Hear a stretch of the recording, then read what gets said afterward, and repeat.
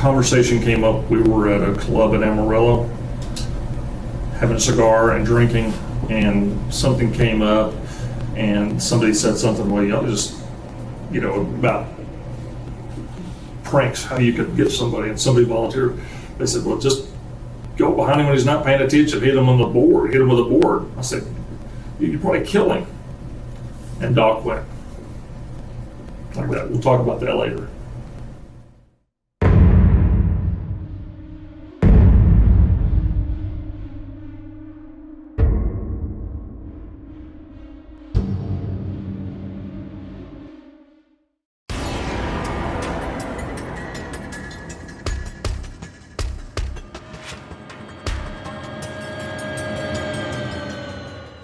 Okay, are you a little too tight?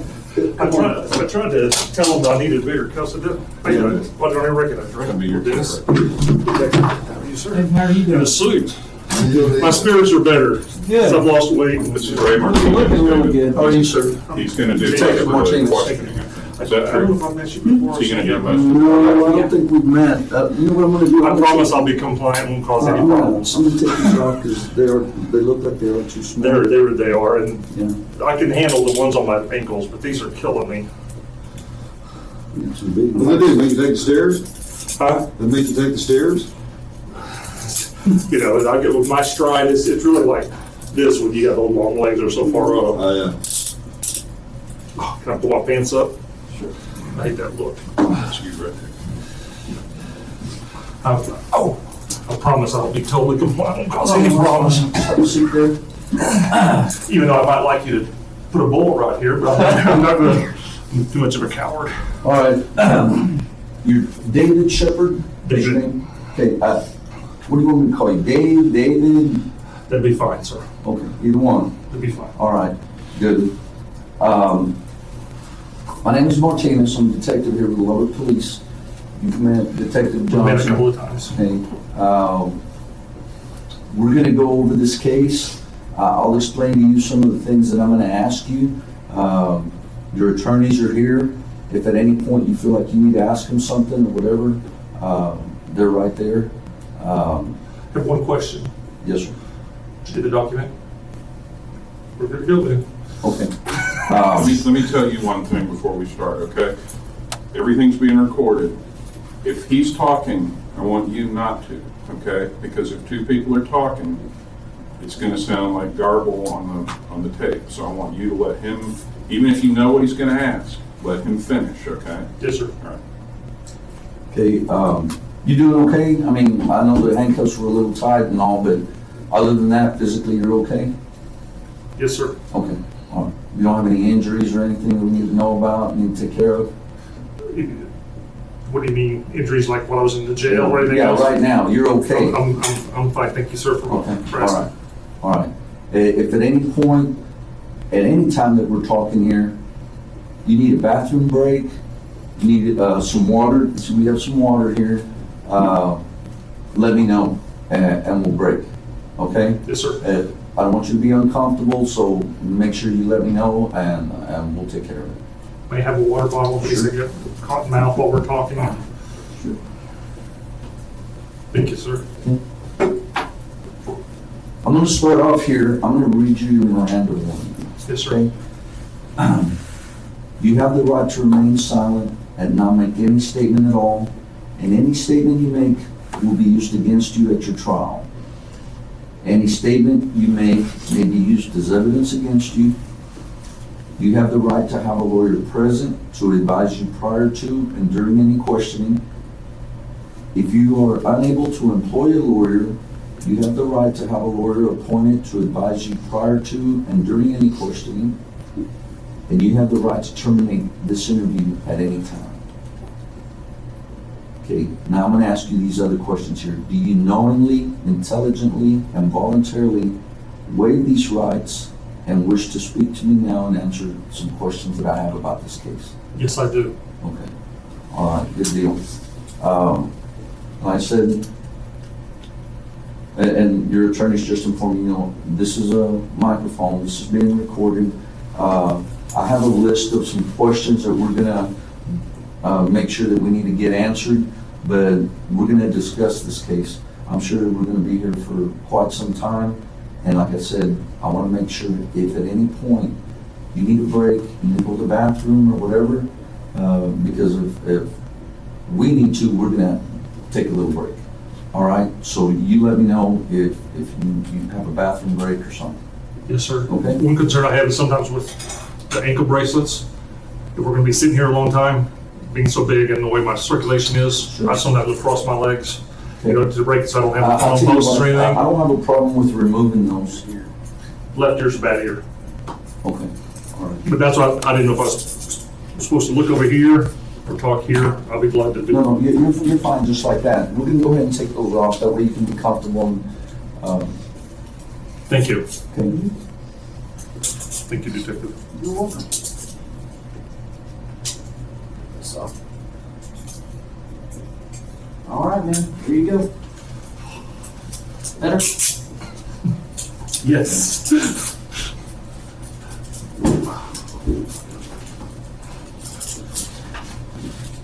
All right, Dave. You and I have never met.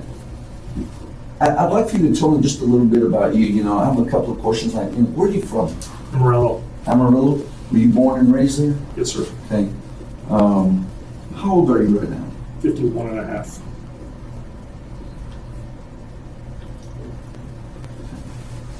You have family there in Amarillo? Wife? Ex. Okay. What's her name? Lori. Lori? She's still living there in Amarillo? Yes. Okay. Let me ask you, what is your profession? What do you do for a living? What have you done? For the last 8 to 10 years, I was in pharmaceutical sales. I was in the process of developing a medical services company. Oh, okay. That's pretty much what you've done all your... For the last 10 years, been in house construction, sold insurance. For the most part, after college, I was a mortgage note broker in the secondary market.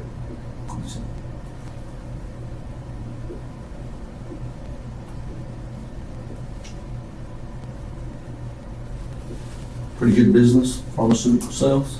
Unbelievable. I always heard that was a pretty good deal. Let's get to the part here, and I'm going to tell you something. One of the things that I'd like to get right off the bat, because I have some people standing by, to go over this phone that we have that belongs to you, Yes, sir. okay? And in case we have questions about that. Yes, sir. So that's one of the first things that I like to do. And from what I understand, it has a passcode that Yes, you sir. need to have to get in it. Can you give me that, please? Yes, sir. What is it? Is it a pattern? It's a panel you have to do a design on it.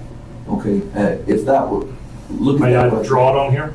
Yes, sir, if you don't mind. May I stand up? Sure, stand up. There's a marker right there. This is a good representation. Lower left, starting to the top, across, down to the center.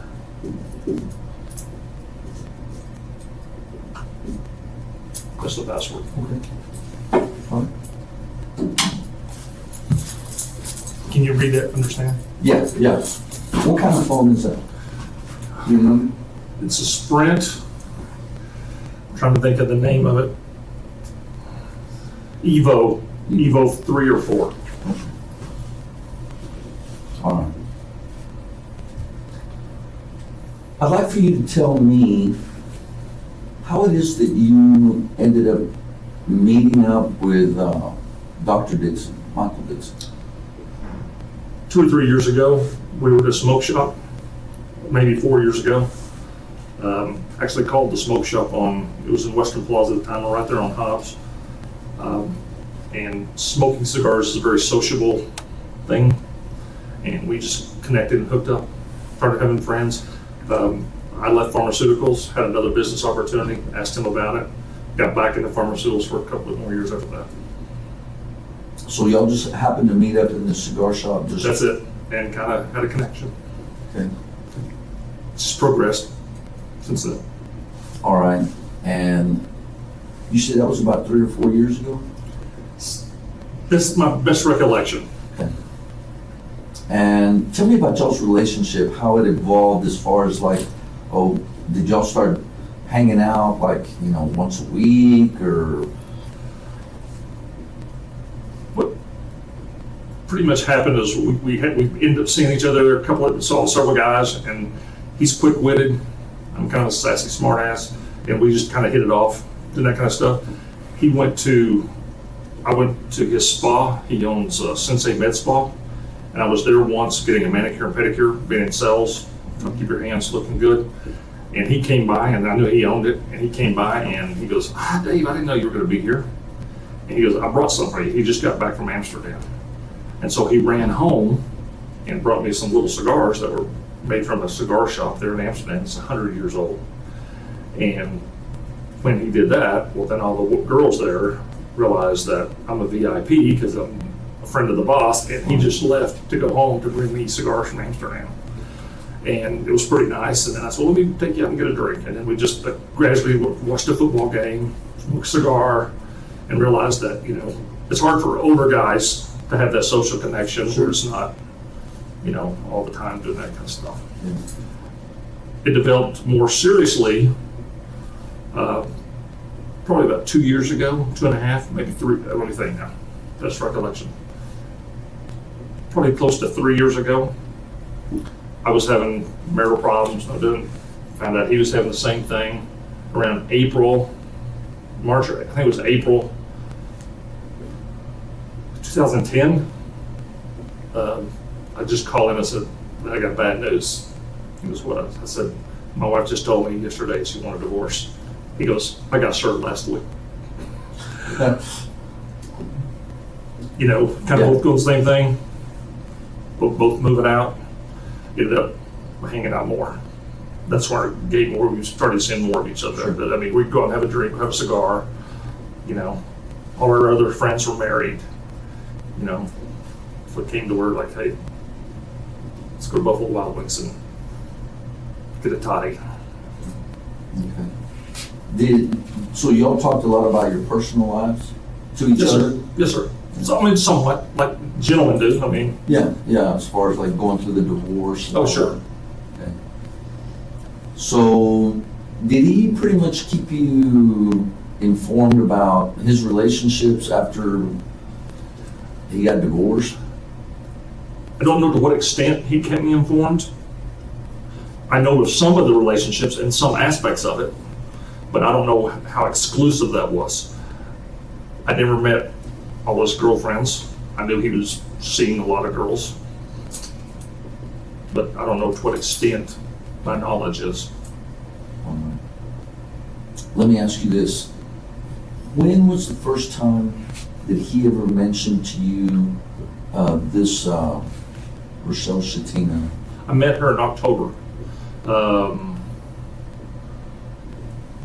Excuse me. My best estimate is September, October.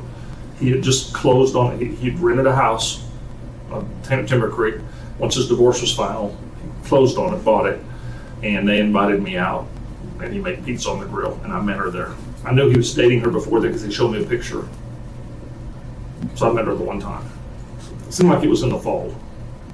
Tell me what he told you about her. I mean, just about this new relationship he had or whatever.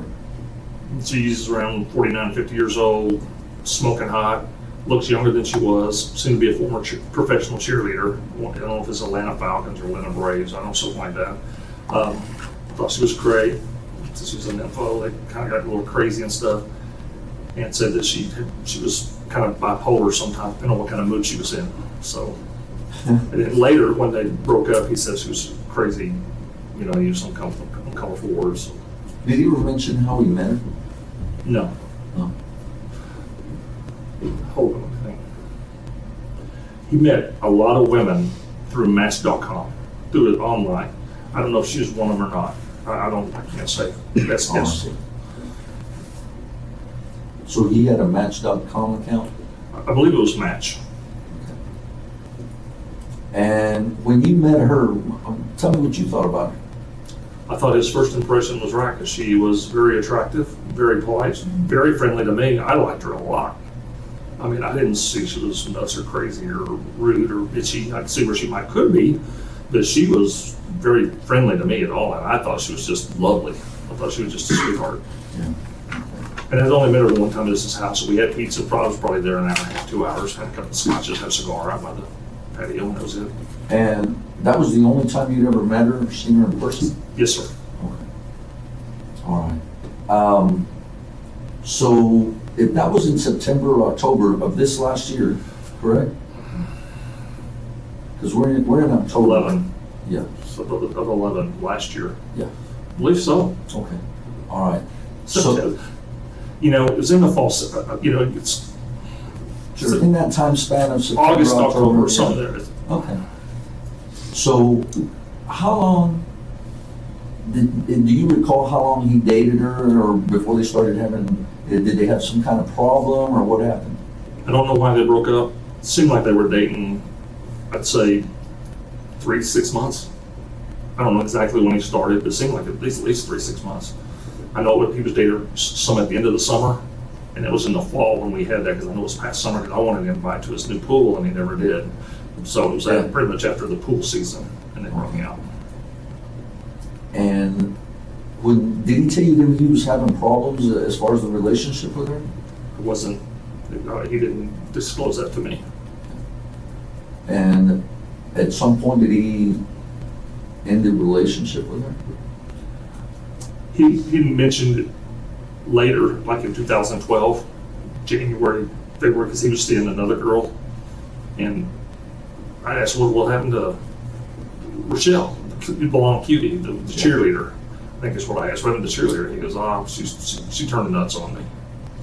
Because I hadn't seen her since, I can't remember if it seemed like it was like October when he said that. That's why I'm thinking it may have been September when I met her. Who was the new woman that he started seeing? He's been seeing a girl named Ashley. She's probably 23 to 25. And he told me she was a med student. And I met her several times. She's a real sweetheart. She's a real nice girl. You actually met her? Yes, sir. Yeah. All right. Tell me this, when did you first find out about Dr. Sonnier, the one here from Lubbock? It seemed like my best estimate would be February, March of 2012. And tell me how it was that you came to find out about him, anything about him, that he even existed. He asked me if I knew of a girl in Lubbock that would mind making $1,000 to cause a problem. And he pretty much wanted to break up Dr. Sonnier and Rochelle, with my impression that he wanted to cause her discomfort. And he was asking me if I knew somebody that would pretend to be like a sugar baby of Dr. Sonnier and then meet him someplace we're not supposed to and just have a big fabrication and so Rochelle, because he goes, that will mess with her up. The way her brain works intellectually, just the appearance that this guy might have something on the side, his words, excuse me, would fuck her up. And then he goes, that's what I want. He goes, I'll pay her $1,000. He goes, I'll pay her money just to do it, but if they break her up, it's $1,000.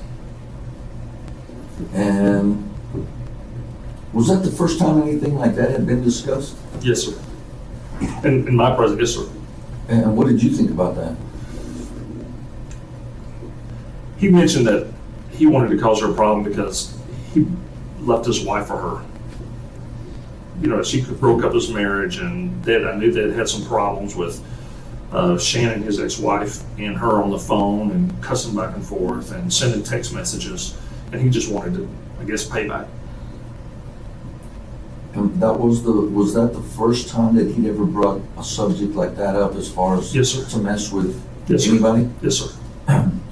And what was your response to that? I was beating my head as if I knew somebody, and I thought, well, I don't know. I said, I know a couple of girls that are like partiers, and they might let me give them a call. You know, help a buddy. Said, yeah, I'm gonna give them a call, and they weren't interested.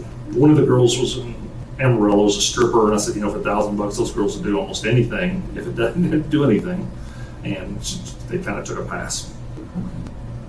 So basically you told him you checked and see if, He was with me. I said, he goes, well, call him. So I pulled my phone, texted him while he was with me. I didn't do it on the side when he wasn't around. It was voice when he was right, present. when he was right there. Can you give me the name of one of the strippers that you called? The only one was a stripper. The girl in Amarillo, she dances by Lily, but her real name is Sheena. She's blonde and she works at Cassidy's. Been there for several years. And her number is on my cell phone. Okay. And the text messages maybe is still there as well. You text message with her I did a couple of times. about that specific? I'd have to refresh my memory, sir. I Okay, don't want to. yeah, that's fine, that's fine. Okay, so let me ask you this, when that didn't pan out, what did he think about that? What did he say? The next step in my recollection, thinking back on this, is that he was saying, well, I'd just like to cause him some problems because then it would, maybe he would get away from her. And I said, why do you want to hurt him? Why not, if you're going to do that, why don't you just hurt her? That kind of stuff. And I gave him some suggestions. And he goes, I wouldn't, he didn't like the suggestion I gave. And then I said, well, if you're trying to hurt the guy, I said, the only thing I could think of would be a random act of violence, something, where he's out dinner or something like that. And he goes, yeah, but I don't want to, I don't know if I could do that. He didn't know if he could do that. Come down here, I don't know where he's at and that kind of stuff. Let me ask you this, what were the suggestions that you gave him? I gave him one suggestion, to go to an adult bookstore and buy the most obscene, nastiest man-boy love association book he could and buy him a subscription and send it to his office. Because I said, that's a gift that'll keep giving. I said, no matter how many times he calls, if it's paid for, it's coming to his office. It will embarrass him, and then you can send a letter and follow up where it comes from, and if you're trying to cause him distress. Sure. And he goes, well, that didn't really affect her. I said, then do something where it goes to her and she's got kids in them. And he goes, well, I like the kids. I don't want to have her see that. So they didn't really like that. And I'm just not very clever. That's fine. So let's go when you had the discussion about the random act of violence. What else did he say about that, or did y'all discuss that any further? He liked that idea. And tell me about what y'all talked about as far as that goes. He said we have to follow him, have to figure out where he's at, and then follow him, and then try to get a time, in the location where they go on a habit, where there's, a regular occurrence, and that way what his habit is, and what a precise time where he might be there, and then you could have a problem, and then you could say, listen, this is, and then blame it on her like as an ex-boyfriend did it. And that would make him not want to do that with her and stay with her. And did y'all discuss like the specific act? No, sir. I can't recall that anyway. Okay. So when y'all discussed that, did y'all plan on like a time frame, or we'll discuss it later, or what was the next step? Best recollection I remember, I'm trying to think exactly how it worked, because I didn't really think, keep it in my head. I need to remember this. He had met a lady from Midland and met her in Lubbock. Said they had a hookup. He said he met her on one of these dating websites, and he met here. And I don't know, thinking back, I'm not sure if that was a real deal or not. But the next week he goes, hey, what are you doing? Let's take a trip to Lubbock. We drove down to Lubbock, and next thing I know, he's on the deal, and he tells me that Rochelle and her paramour, Dr. Sonnier, take these dance classes. And he showed me where the dance class was, where to go. He goes, well, stay back. He goes, what kind of car he had? He knew what kind of car he had. Wrote down the license. He goes, let's follow when they leave. He was already trying to tell me where they go and that kind of stuff. And he goes, hey, can you come down here some? I'll pay for gas, and you could kind of get a pattern of what they're doing. So he was already here, and We drove down from Lubbock. Okay, both of y'all together? Yes, in my car. Okay. And Do you know about more or less when the time frame of when that happened?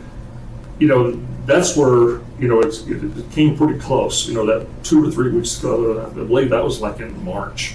I mean, if you first mentioned February, it might have been into January, but I mean, it's right in there in those 4 or 5 weeks between the end of January and the middle of March. I'm trying to remember when spring break was there. I'm sorry, I just didn't. That's fine. I don't want to mislead you what it is, Okay. but it's around that area. And so you and Michael Dixon come here to Lubbock. We did. Y'all drove together. Yes. In whose vehicle? Yes, sir. Whose vehicle was it? My vehicle. Yours. And Yes. yours. And what type of vehicle did you have? I had a Dodge Durango, 2005 Dodge Durango, 2-wheel drive, all black. And when y'all first got here, where was the first place that y'all went? I'm trying to think. Drove by the country club. He told me she lived at the country club and drove me down the street where she lived. And then we drove around the loop to where the dance class was. You remember the name of the dance class? And I can tell you where it's at, but I don't know the name of it. It's I think I can tell you where it's at. You know, the loop. It's off of Frankfurt over there by a big car dealership where the Hummer's place used to be. There's a strip center over there on the west side. Just further up the street, like on 66, 68, something like that. There's a church on the corner. So Right. whatever that street is, I'm just drawing a blank. Okay. But it's a Labella or something, and they have dance classes. Okay. Do you remember? Ballroom dance classes, excuse me, ballroom dance. Ballroom dance. Do you remember what day of the week that was? Was it on a Yes, weekend? I can know that it's, well, I'm trying to-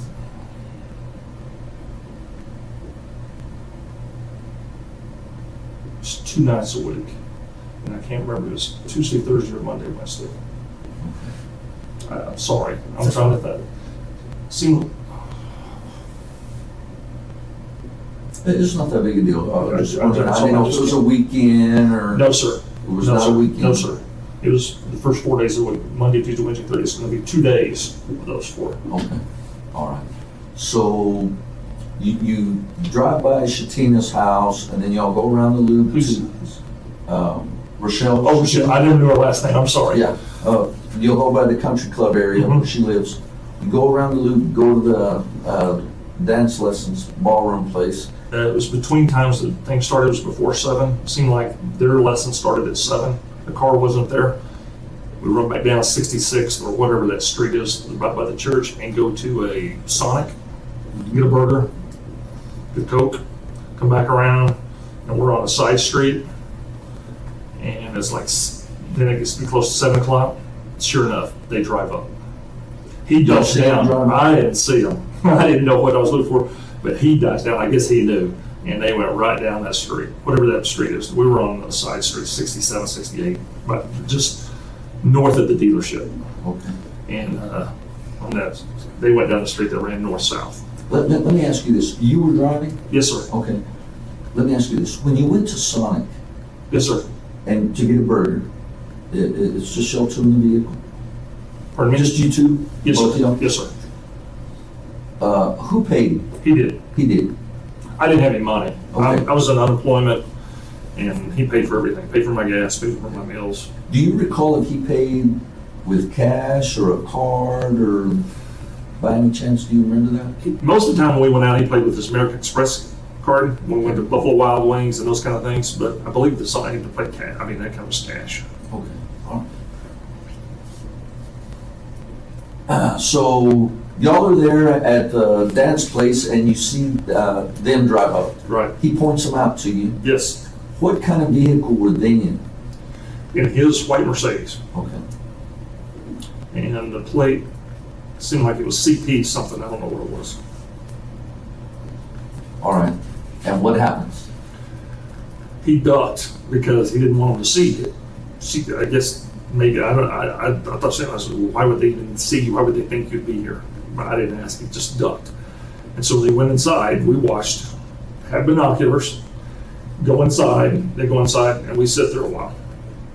Later, we drive real close by so he can see in there, see if they're dancing. And what happened after that? Did y'all stick around there, or?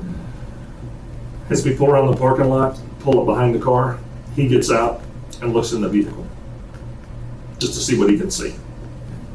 And then he runs back in and says, let's go. And then we wait until they leave. So when he gets back in the vehicle, where did y'all go? Just down toward the end of the street, close to, there was a semi-trailer park there, and we were just down by that.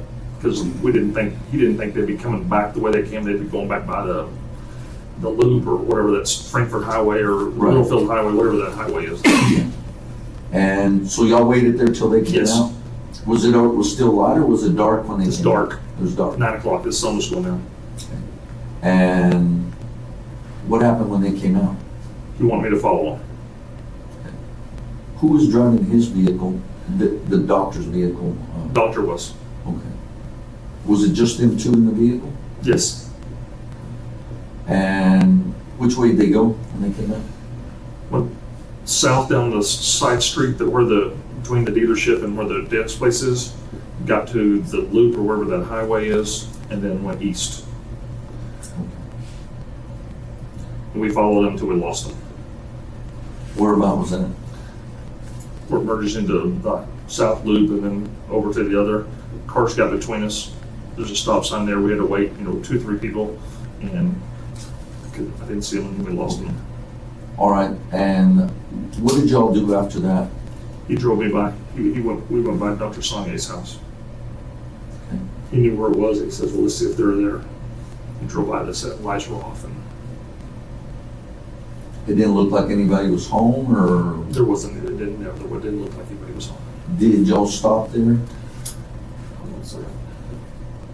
May I make an addition? Sure. When we first came into Lubbock, we went by her house, and then came down, I don't know how it came down, and then we got off on Quaker, down 19th. We went by his house, pulled in his driveway and checked his mailbox to see if he'd been home yet, because it was between 6, if he'd been home yet from dinner, see if they're out. There was a block in the mailbox, but there wasn't anything in there. Closed it, went out, and then we went to the dance club. I'm sorry, I forgot that. That's fine, that's fine. Who actually checked the mailbox? He did. Did he have to get out of the car? Did he just lean over, or? I pulled around. If you would normally pull in on the east side of his driveway, going around the back of his house, the mailbox on the east side, I pulled in through the circle drive on the west, and it was on his side. Okay. All right, and then from there is when y'all went out there to Yes, the sir. dance place? Yes, sir. All right, so y'all come back over to Just to drive by, see if they were there. Yeah, and you didn't stop? No, sir. Okay. Nobody got out? No, sir. Okay. And then where did y'all go from I think we went down Quaker to 4th Street, got some gas and a Coke, and went back down home. there? Okay. Let me ask you this. Do you recall the name of the place where y'all got gas? Gotten gas there several times. It seems like it's a Stripes, or is that what that is? Not a Town and Country. It seems like it's a Stripes. Okay. And it's on Quaker, right before the north loop.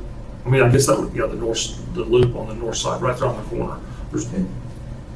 fields all around us, all right there. Yeah, it's a Stripes there. Who purchased the gas?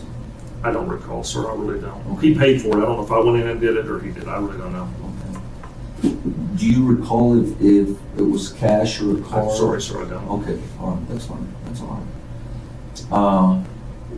And you mentioned you got gas twice? I think we got gas. I already had some gas. We got Cokes and stuff for the road, and we got in, and then when we left, we got gas. Okay, I think I already had gas. all right. So I y'all, really don't recall on the start whether I just picked him up or what we did. okay, that's fine.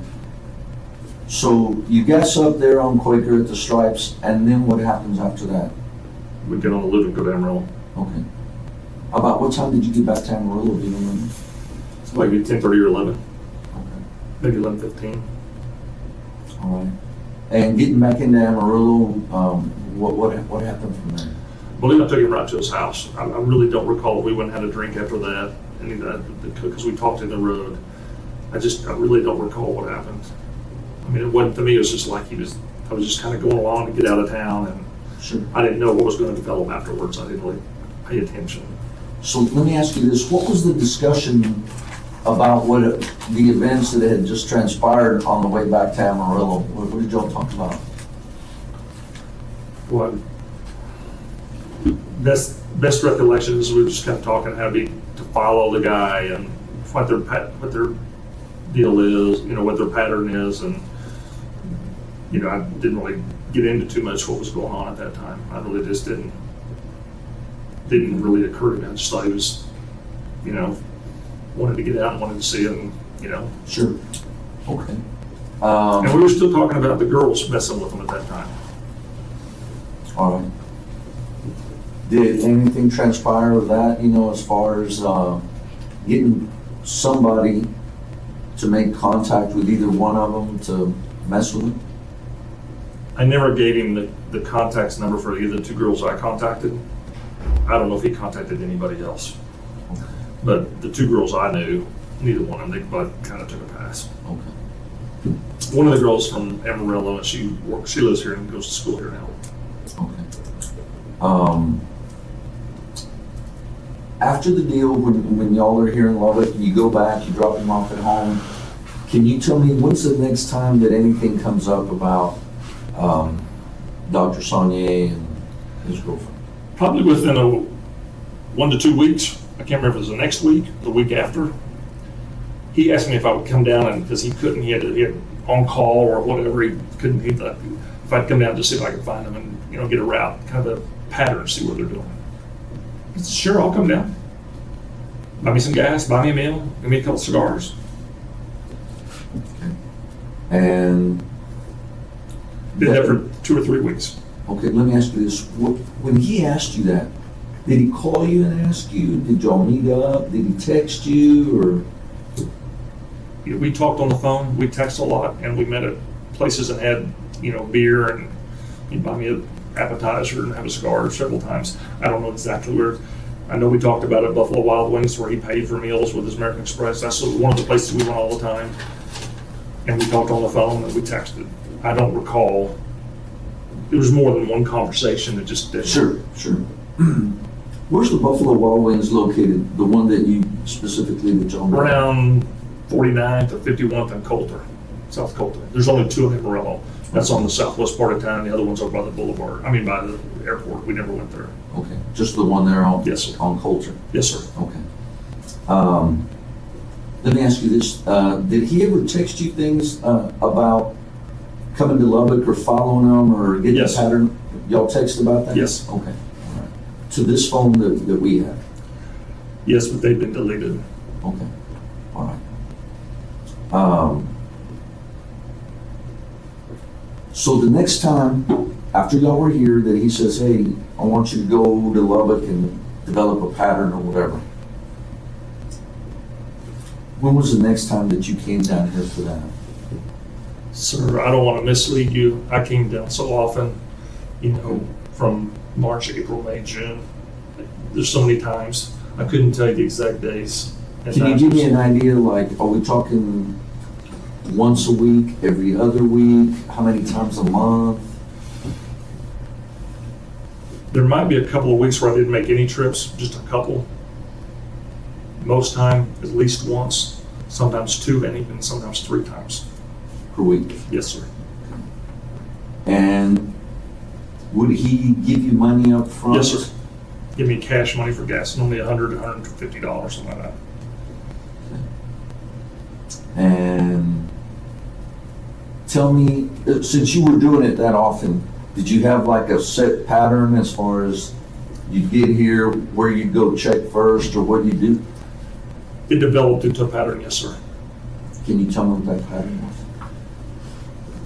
We first started out, I didn't know where they would get off work. I didn't know where his office was. So we started at the dance club. And if I didn't see her van, he described what it was, or his car, I would make passes around their houses to see if I could see lights or see either one of them there. He even had me a couple of times drive unbelievable amount of miles in Lubbock to check all the restaurants, and he would text me, well, have you tried this one, and tried this one, and tried this one, and I'd go around and see if the card was there. He was trying to develop a pattern where they would go out to eat all the time. And his thing was, he knew they were out because he said that she required a lot of hand holding. She required a lot of attention, so they're out someplace. So you would keep him updated on where you were at or what was going on? Daily. When I was here, what's the next plan of action? He was always asking, I think we ought to do this. Did you ever ask him why are we doing this? Why are we getting all this pattern, this information? A couple of times I said, why don't you just, you're dating Ashley, just forget about her. He goes, wow, no, she fucked up my marriage. I want to fuck her about her. I said, well, okay. He's paying for it. I'm getting some gas. He's going to be my business partner, and I needed him. And I wish I would have done more. You just don't know how I wish I would have put things together and done better. I should have. At what point did y'all discuss the business part of it, where he could probably be your business partner? We'd already been working on that for over a year.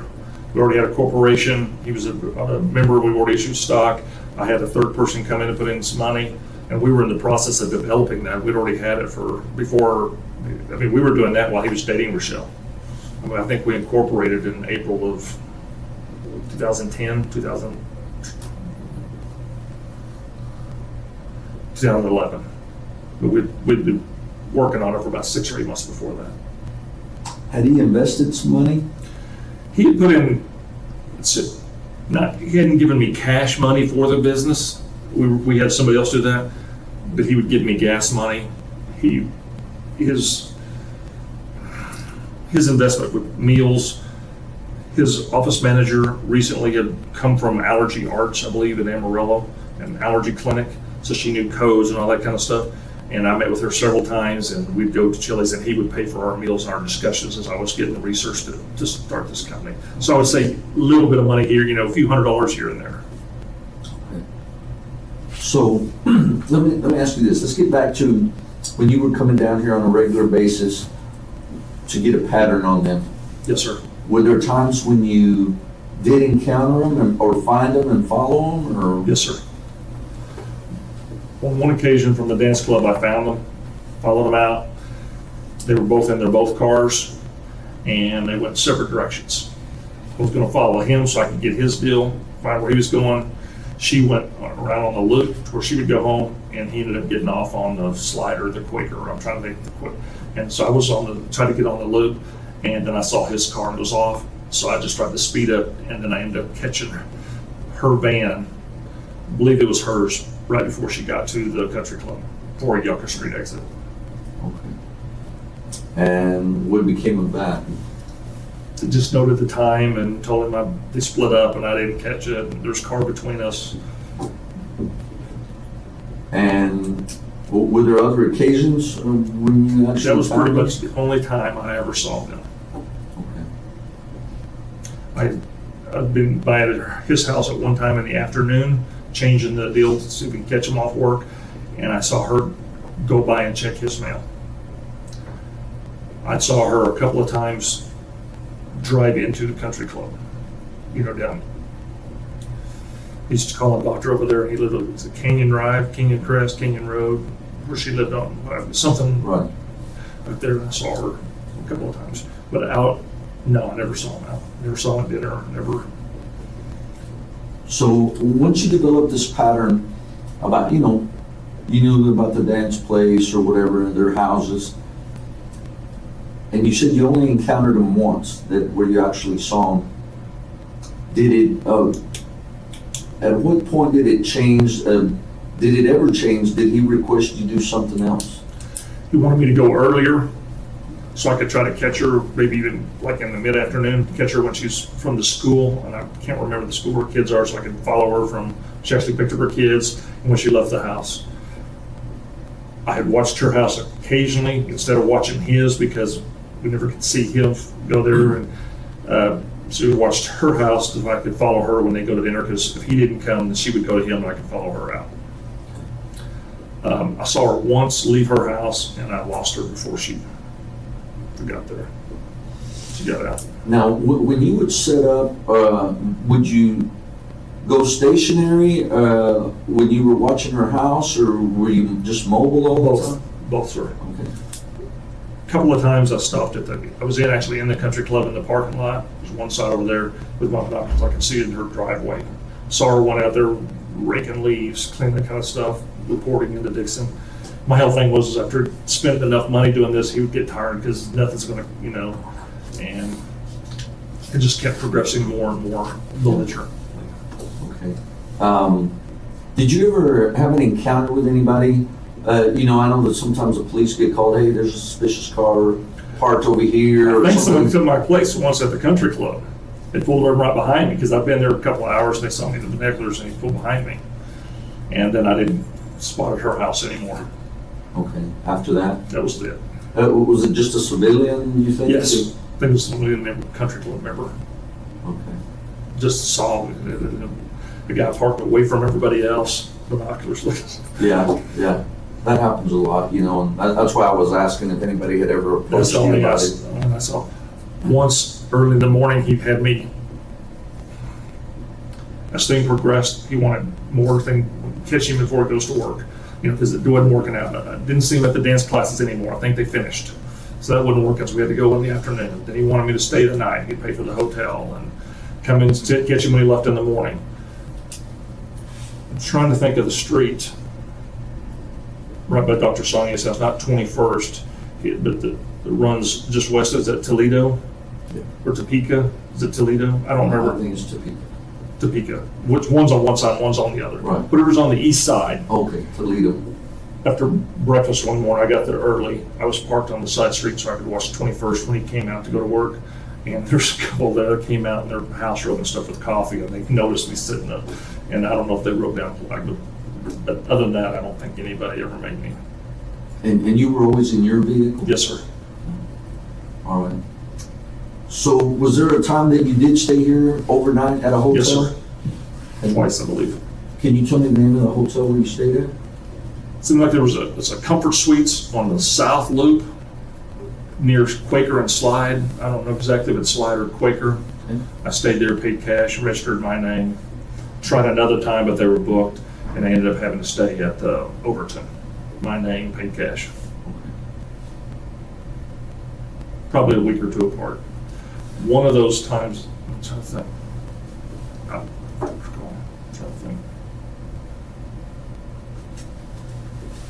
And both of those times that you registered under your name Yes, sir. and you paid cash? Yes, sir. This money that you were coming into, Mike paid for those. He would Okay. give me the money before I went. okay. David, Once- David, I want you to let him finish his question, okay? You're gonna time. Sorry, Let I'm him sorry. finish. That's okay. That's all right. On those times, it was pre-planned that you were gonna stay the night? Yes.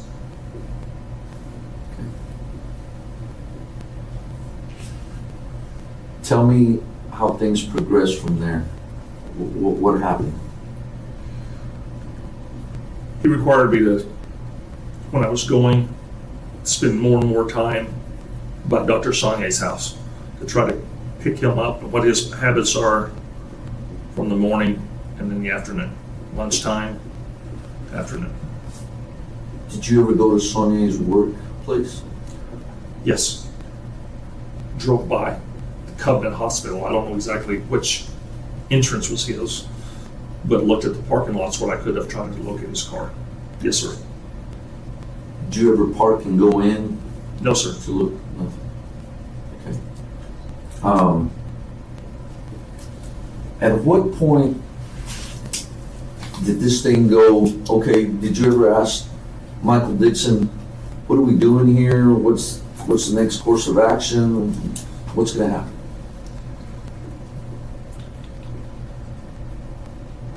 I don't recall if I ever asked what the next course. Conversation came up. We were at a club in Amarillo, having a cigar and drinking, and something came up, and somebody said something. Well, you about pranks, how you could get somebody, and somebody volunteered. They said, well, just go behind him when he's not paying attention, hit him on the board, hit him with a board. I said, you could probably kill him. And Doc went like that. We'll talk about that later. And that was Is that what that means? he said, he told me, we'll talk about that later. Somebody brought that up. He said, if you want to mess with a guy, just walk up behind him, hit him with a board, leave. And I told him, I said, well, it could kill the guy. And we'll talk about that later. What club were y'all at? Butler's, Butler's? Martini Bar on Polk Street. And were y'all sitting at the bar? Were No, you sir. At a table? He was on the couch in the corner, and I was nearby. I just got a drink, and I was standing up when that conversation took place. Was there somebody there with y'all? We were talking about 2 or 3 things. I couldn't tell you who they were. It's just in passing. We had conversations all the time. You said, somebody said, hey, well, you could go by and hit him with a board. Yes, sir. I'm thinking somebody was there being part of y'all's conversation. He was standing with us, and we were just joking about pranks. And I said, Mike, for a pilot friend of mine, and I believe it's Michael that said, well, you can hit him with a board. I'm not sure if it was him or somebody else, because, somebody else just came in and. So this guy's name is Michael Proctor. Michael Proctor, and he's a pilot? Yes, sir. Is he from Amarillo? He lives in Amarillo. He's not from Amarillo. All right. So what happens after you get the deal from Michael Dixon? Was there any more discussion as far as that there in the club? No, sir. Do you have any idea, like, time frame when that first came up? It seemed like it was in the same time frame we were doing the research. When I was starting to go down there, the dance club, before we found out we couldn't find them. It seemed like it was April. Sir, I'm just giving the best guess. Right, sure, I understand. So what happens after you leave the club that specific night? Did you get that, we'll talk about that later. Did y'all discuss it later? Not that night, no, sir. When was the next time that there was a discussion about that? I don't know if it was the next day or a couple of 3 days. I believe we met and watched, some sports at Buffalo Wild Wings or Hummers. I don't know exactly where it was. And he was ready to do that. He was in the press. I was in the Army, and I would sign up for unassigned special forces, and I'd gone through some certain training. And he thought I might be able to interested to do that. And I knew another friend that was a Green Beret. Maybe we get him to do it. And I said, well, Mike, you're going to have to pay a lot of money for someone to do that, and I don't think Paul would do that. And I said, he might know somebody, but I don't know anybody. And conversations kept going. I said, well, if you're going to do that, you need to buy some gold and some silver or something like that, so when you buy some gold coins, because if you're going to pay somebody so you don't have withdrawals from your account, you can give them gold and they can cash them in as they want, and they'll never know it's $1,600 of whack. They can give them 10 of those things, 15, 20 of those, whatever it is, and they do it. He goes, I got 3 100-ounce bars of silver. I said, well, how much is silver worth? He goes, it's $30 now. He goes, that's $10,000. And I said, well, and that's where the silver came from. He said he already had it? He did. He said he had hidden it from his wife. He has other stuff. He buys gold and stuff. We'd been at an auction with a friend of mine who passed, and he bought some gold coins and some gold watches and other stuff. He keeps that, and he has cash. So when that conversation came up, and this Paul Reynolds, okay, was there a specific act that he was wanting done? Was that what y'all were discussing? Yes. And what was that? He wanted him hurt, and then it gradually developed into having him killed. And when I'm was sorry, I really have a hard time saying his words, Sure, but sure. I'm trying to tell you the best I I can. understand, I understand. Was it at that meeting that he brought up about not, as far as, you know, we're talking about hurting somebody and then killing somebody? Was it at two separate meetings, or was it that one meeting? Sir, the meetings seem to run in my head together. We met understand. so many times. I don't have a recollection exactly which meeting it came to, because I thought he was blowing smoke, you know. Sure. People do that, I'm like, it's crazy, it's wild, you know, people don't think that way, they don't talk that way. And it just got really, then it gradually progressed to where it's serious. Tell me what he said that made you think, hey, this is really serious, he's serious about this. What was that conversation like? I think as the trailing and trying to get the things, it got me more and more, and it just kind of, like a tornado, it just kind of sucks you in to when's you go to work, where'd you go to lunch, when's you come in, what's a pattern. He gave me a gun. I didn't have any weapons.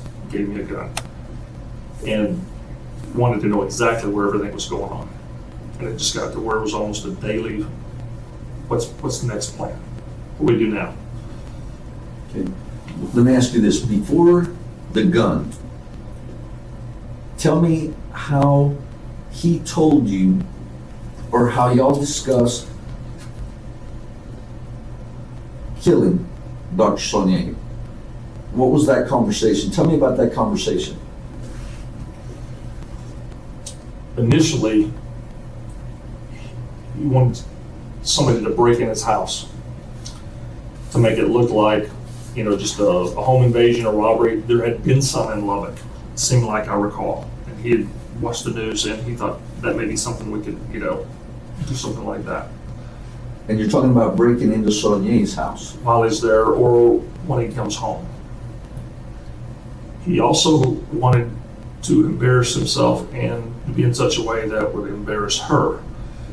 And one of the things he had talked about was going in there and make it look like he committed suicide, or in an act of autoerotica, ended up killing himself by accident.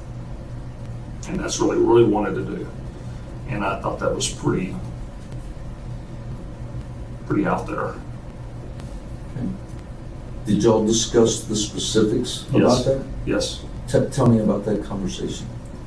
I don't know exactly the conversation. I can tell you what developed from those conversations because there's so many of them. Okay.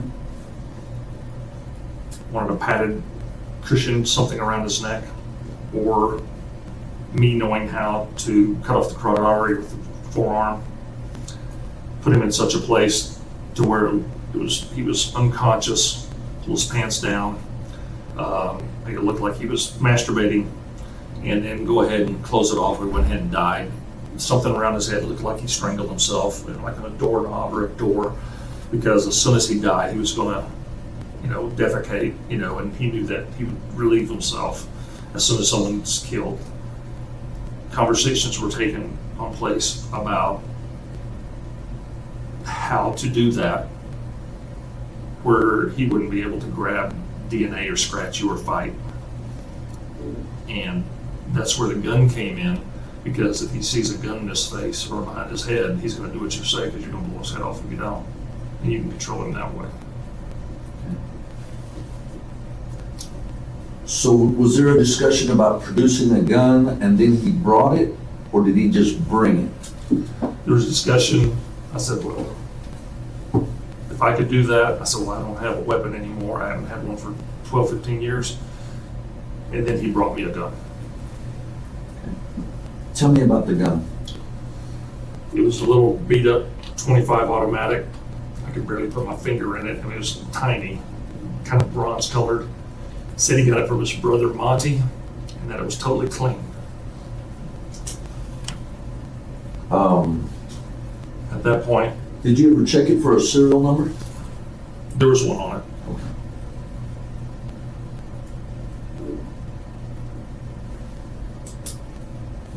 Did it have ammunition? He brought me ammunition. And one clip. Okay. How much ammunition? What he brought me was a plastic holder of bullets that you would buy, you know, in a little thing of it, and there were maybe 8 or 10 of them that were gone. I don't know how many were in the thing, 20, 15 to 30, I don't know, sir. Did you ever ask him like where the ammo came from? Did he just go out and buy it, or? Said he had it from his brother, and it wasn't new. Okay. It wasn't me?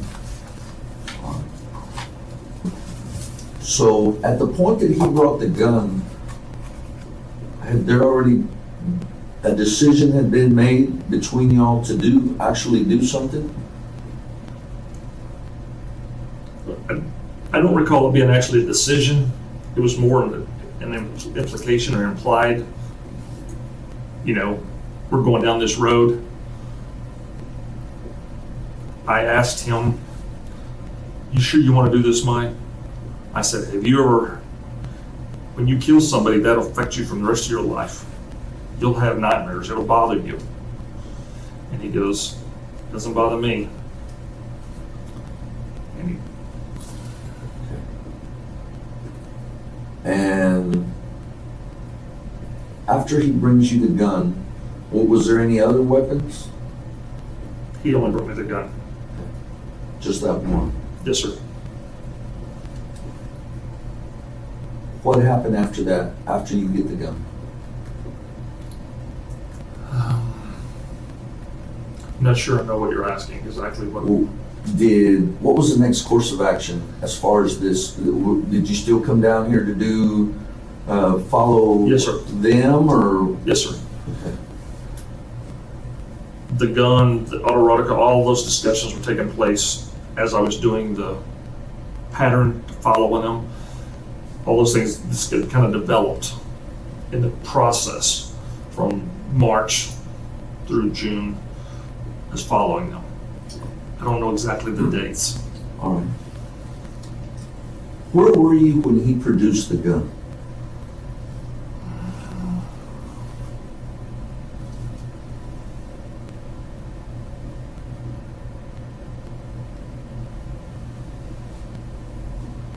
I really don't have a recollection.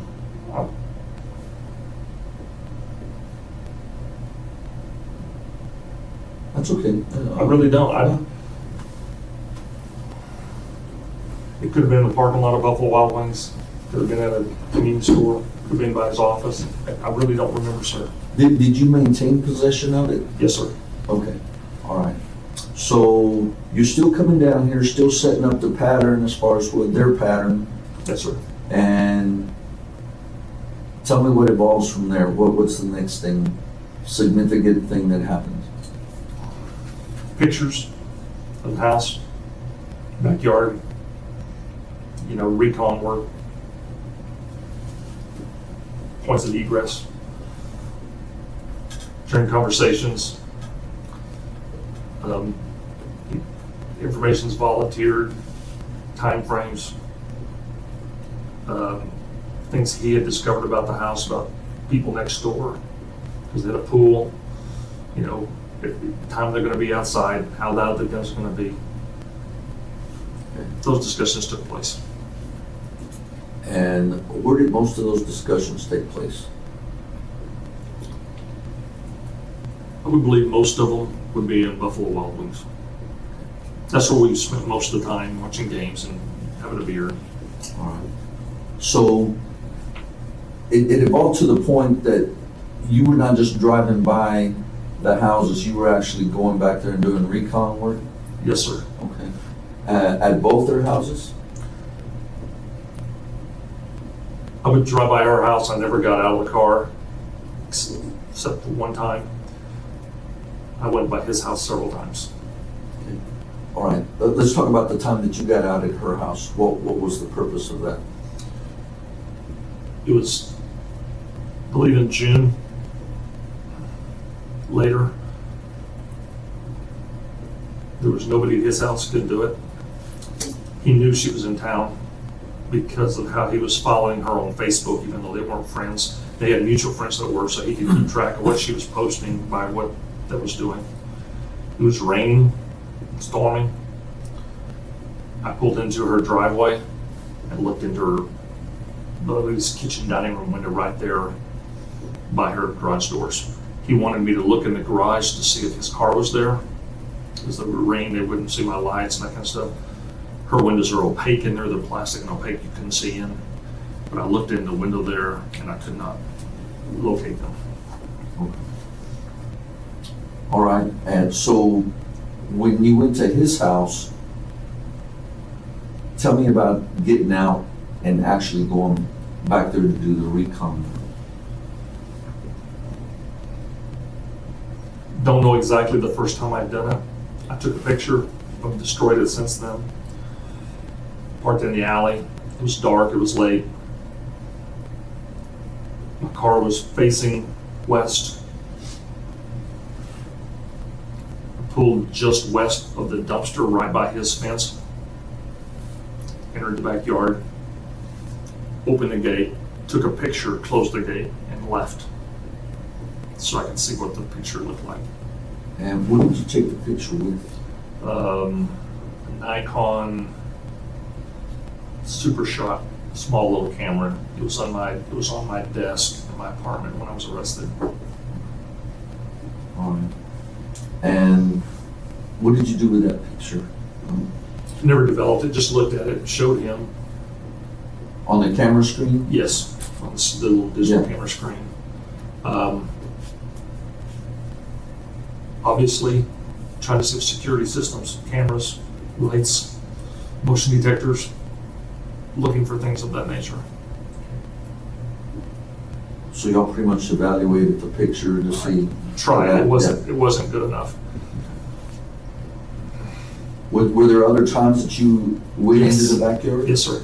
All right. Tell me about some of those, like what was the purpose and what came about that? As this plan developed between Mike and me, plan was laid out. The best way to carry forth his objective was to stake out in this backyard, wait for him to come home, rush him into the garage, scare him to where you could control him, and then either strangling, autoerotica, or whatever it did.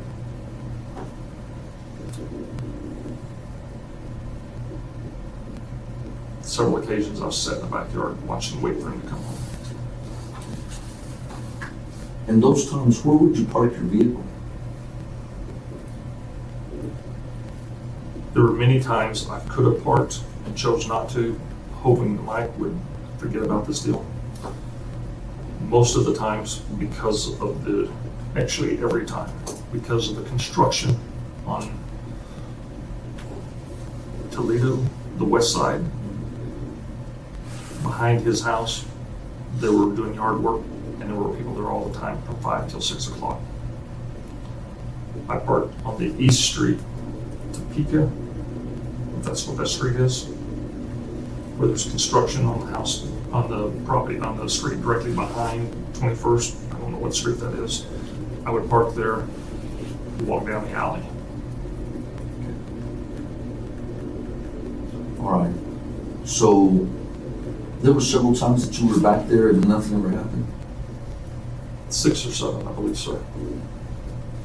And would you stay there all night? Normally about an hour, hour and a half. Once it's 2 hours, two and a half, except for the final night. And during those times, were you still keeping him updated? Yes, sir. And how would you do that? Most of the time texting, occasionally on the phone. Actually talking? Yes, sir. And tell me about, let's talk about the actual day that this happened. Yes, sir. I believe it was a Tuesday. Okay. How long had you been in Lubbock? Did you come here that day? Just kind of run it down for me. We came that afternoon. I think I arrived around 4:30. They were still working on the property. Toledo and 20th, I guess, or 22nd. Drove around, parked right around 5 o'clock. Went to Topeka on the 22nd side, on that where they just finished some construction. Hugged the fence down the alley and entered his backyard. Pulled a chair from his dining room, from his outdoor dining table. He has a curved brick fence by his driveway. On the west side, there's a tree by that fence, and I'd sit underneath there. There's a gate right there so I could hear I was hoping I would hear when he came in. I sat in that chair. Was it daylight or was it dark when you? Daylight Still daylight? the whole time. And how long were you there before anything happened? 2 hours and 45 minutes. And were you still having contact with Michael Dixon during that time? Yes, sir. Did you have contact with anybody else during that time?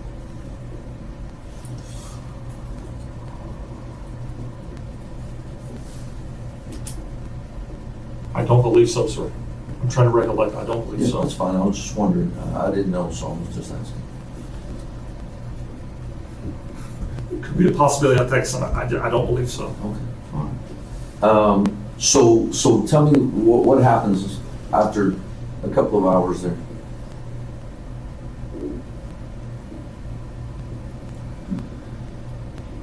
Around 7:45, I'm trying to get out of there. This is probably gonna be one of my last trips. I spent more time there that time than anything. Mike was encouraging, keep the faith, be patient, he'll be there eventually.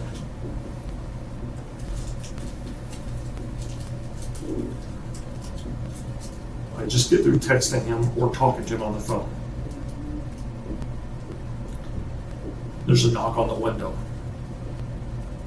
I'm hard of hearing. I never heard him drive up. I have a bandana on, glasses, bandana on, shorts, and I have my bag. In the bag is a gun with a Gatorade bottle on the tip of it, a pair of gloves, a knife, and a belt. I have gloves on this hand. My phone is in this hand. I'm about to put it in my pocket when I hear the knock on the window. I wave at Dr. Sonnier and get up.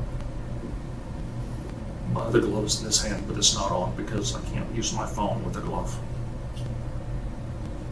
And I walk to the window, and he has lowered the window about this far from the top down.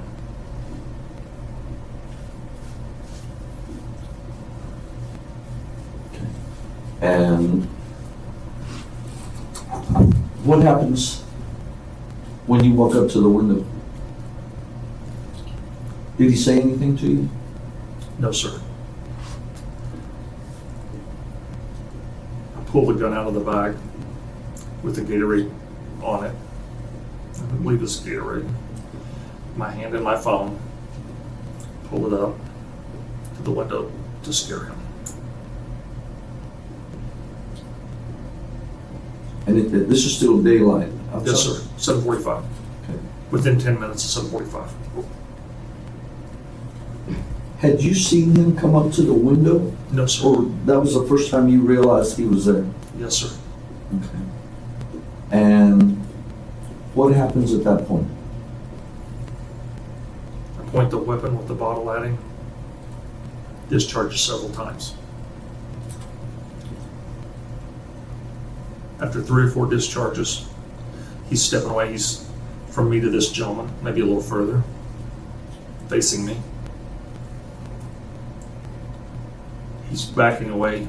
He trips on his feet, falls to the ground. My glasses are fogging up. I can't see. I pull the bandana off and it throws my glasses through the window into the house. My hand is inside the house. I am in the patio. Gun discharges a couple more times. He's running across to I believe, the garage. Did he ever say anything? I don't recall social. I don't believe so, sir. Did you ever say anything to him that you recall? My recollection, sir, is I yelled at him to freeze, stay still, before the first gun discharged. So he runs down that hallway. Is he out of sight from you? Yes, sir. Okay. And what happens? What do you do next? I push the window in. I don't know if he's going for a gun. I don't know if I've ever hit him. I don't know what's happening. But I know my glasses are inside his house. And they'll have my fingerprints. So I push in the window and crawl in. I go around the corner to search for him, to make sure he doesn't have a gun and I can protect myself. I have no bullets in my cards because it's opened. So you crawl in. Did any of the There's no glass crawling, break? sir. I pushed the window in and stepped over it. Okay, you stepped over it. And did you pick up your glasses? Afterward. Okay. So you ran, and you have an empty gun. Yes, sir. Do you remember how many rounds you actually had in the gun? Sir, I believe it's 6 or 7. Okay. And what happens when you go in there? What happens? I pretty much run around the corner as fast as I can so I can intercept him if he has a weapon and he's going to come after me. As I turn around down the hallway, right into the garage, he's laying on the floor, not moving, not breathing, nothing. I check his pulse in his neck. He's dead.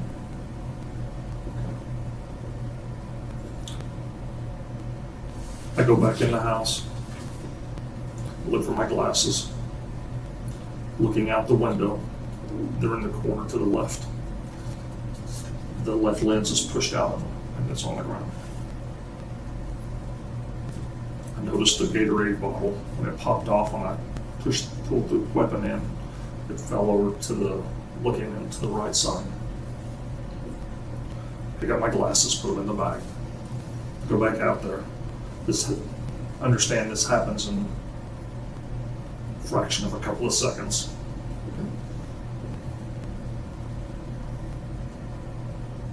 Excuse me. It's okay. Let me ask you, did you pick up your lens from your Yes, glasses? sir. This pair of glasses and this lens. Oh, okay, all right. But they had come apart? Yes, sir. Okay. Okay. So you're able to recover your glasses, you put them in your bag, and what happens? Go back to the garage. Check his back pocket. There's a phone in it. Put it back. Didn't see a wallet. Double check for a pulse.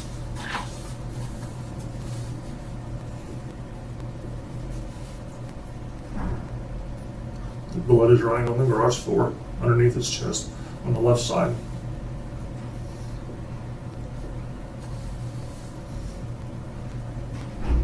And to cover my crime, I pulled a knife out of my bag and I stabbed him in vital organs 2 or 4 times.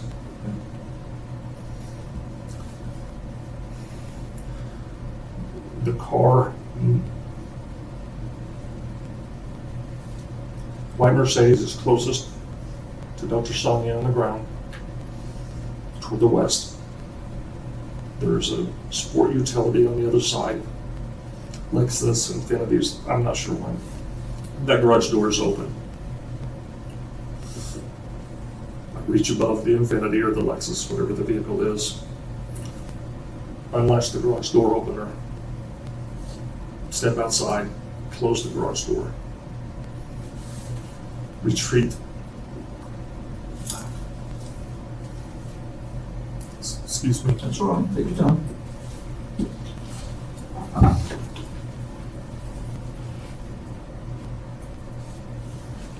Through the gate by the patio. My bandana. I dip in the fountain that's there. I had blood on my hand, on my arm, where I scraped them, I guess, on the window.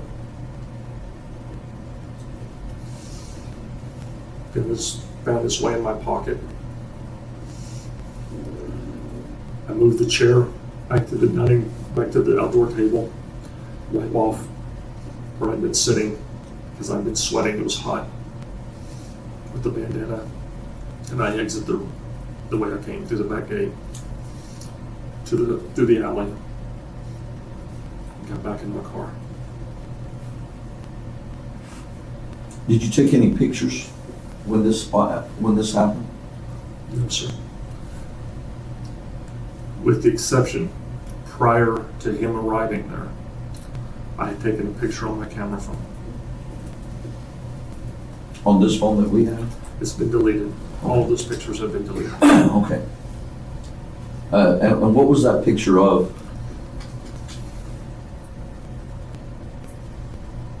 Me, a reflection of me in the window, Okay. sitting in the chair. My location. And did you send that? No, sir. It's deleted. I don't recall I ever sent any pictures of his location. Okay. So you get back in your vehicle, you go back to your vehicle, Yes, sir. the black Durango, Yes, sir. and did you make any phone calls after that happened? Yes, sir. I called Mike, Dr. Dixon, asking what he was doing. He said he was about to go to dinner. I said, that's perfect. You need to be seen. The balloon is busted here. He quickly got off the phone with me. I drove down quicker to the loop, got off on Q, down Q to a side street, switched my tags on my car, got back in there, went down Q, Q to Ernest, or it's Erskine? Erston. Went down Erston to University. Went set north on University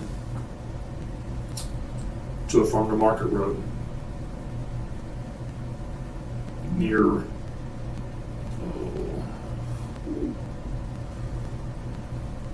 way north of Lubbock. There's a small New Deal, near New Deal.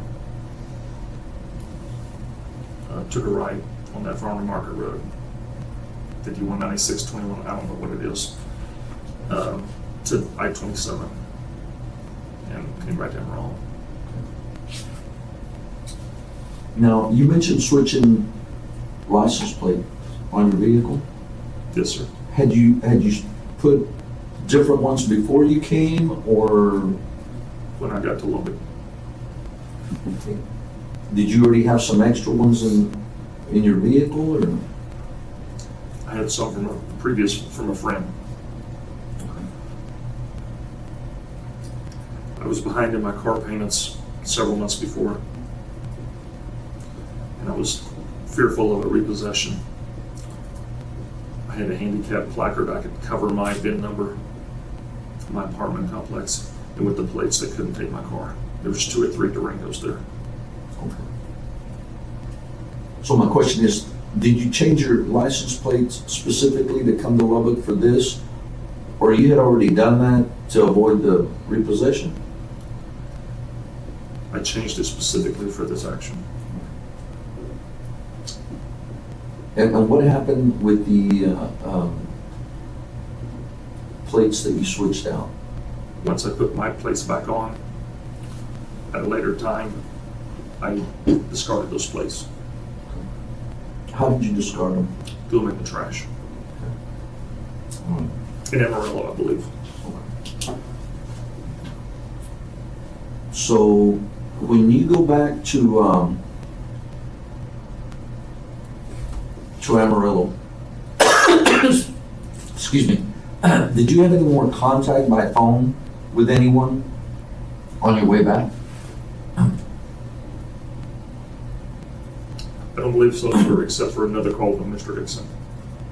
And what was that call about? Was that from you to him or him to you? Me to him, Okay. I believe. Arriving in Amarillo. Just going to go have a drink, have a cigar, be seen. Wanted to know if he wanted to meet me. It's 9:30 or 10 o'clock. I was already in Amarillo, past the cutoff that would be to his house. He asked me to come to his house. He had something for me. Okay. I go to his house. He gives me the other 2 bars of silver and a box of Cuban cigars. They had 5 Cuban cigars and they had bought me on a recent trip to the Caribbean.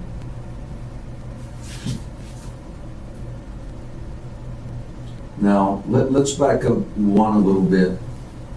You said he gave you 2 additional bars? Yes, sir. Tell me about the first one that he gave you. In June 11th exactly, my unemployment ran out. And I was receiving a loan from our company for $1,500 a month for expenses to live off because my unemployment was not enough to pay for my apartment and to eat. Child support, it wasn't enough. He knew I was my perception was that he knew I was getting antsy about this project and didn't have money and wanted, just trying to talked about having to get a job, something that may slow down the company. Before he went on his cruise, this sail that he does every 2 years, he gave me a bar, drove to his office, gave it to me in a bag, because I just wanted you to know I have skin in the game. That day I sold it. On June 11th? June 11th is when my unemployment ran out. Oh, okay. All right. My best recollection, the day he gave me that bar, was Wednesday, Thursday, or Friday before Father's Day. Father's Day weekend. Now, when he says, I'm giving you this so you know I have skin in the game, what did that mean to you? My perception was that he felt I didn't think he was into this and that he was setting me up. And by giving me that, he was equally liable.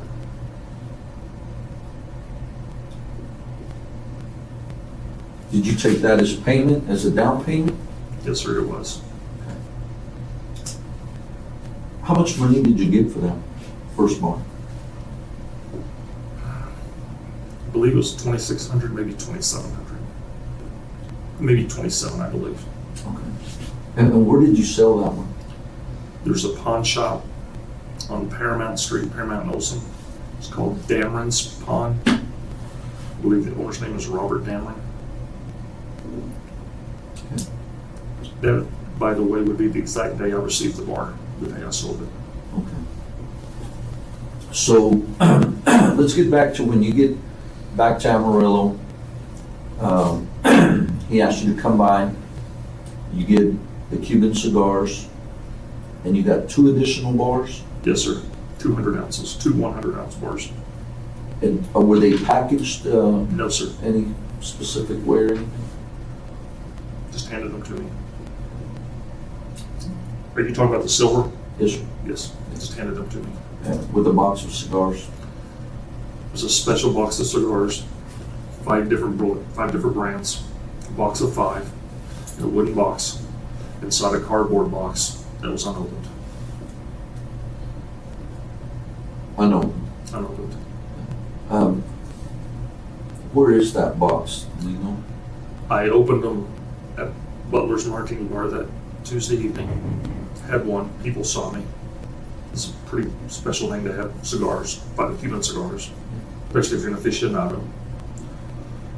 I actually let 2 or 3 people take a puff off the one I was smoking, but I wouldn't let them have one of mine. Over the weekend, I lit another one. It was in my house, by my bedside, in my ashtray when I was arrested. The other 3 in the wood box, inside the cardboard, in my humidor in my house.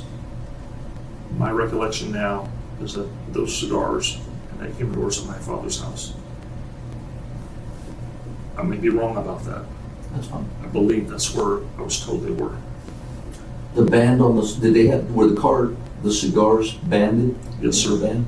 Did they have any specific writing that they were from Cuba? Some of them, Havana. you know, say Havana or Havana, Cuba, Havana. any particular brands that you recall? Yes, sir. The first one I smoked, I'm trying to think. There was the Monte Cristo, an H. Upman, Romeo and Julieta.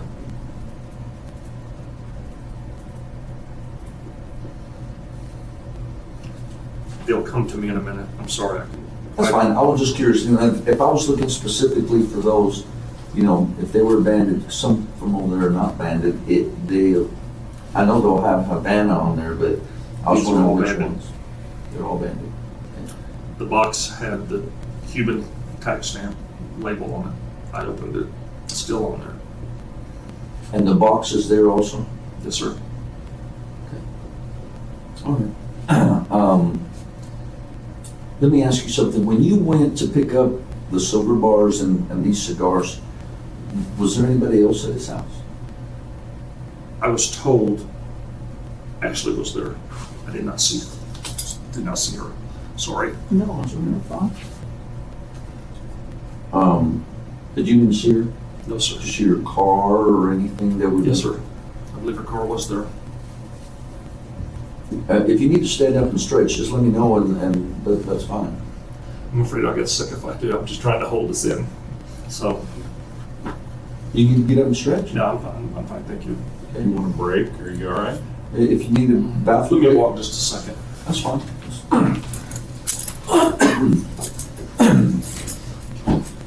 Thank you, sir.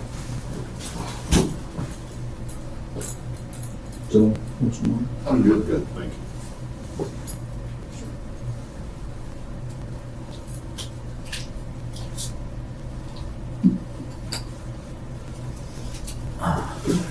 Thank you. You okay? Yes, sir. All right.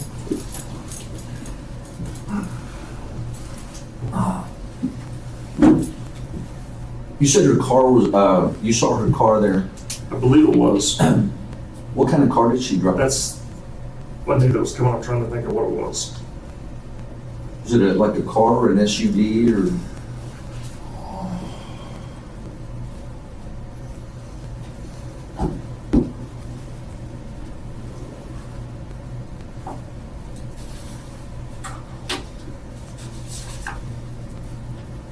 I really cannot recollect in my brain.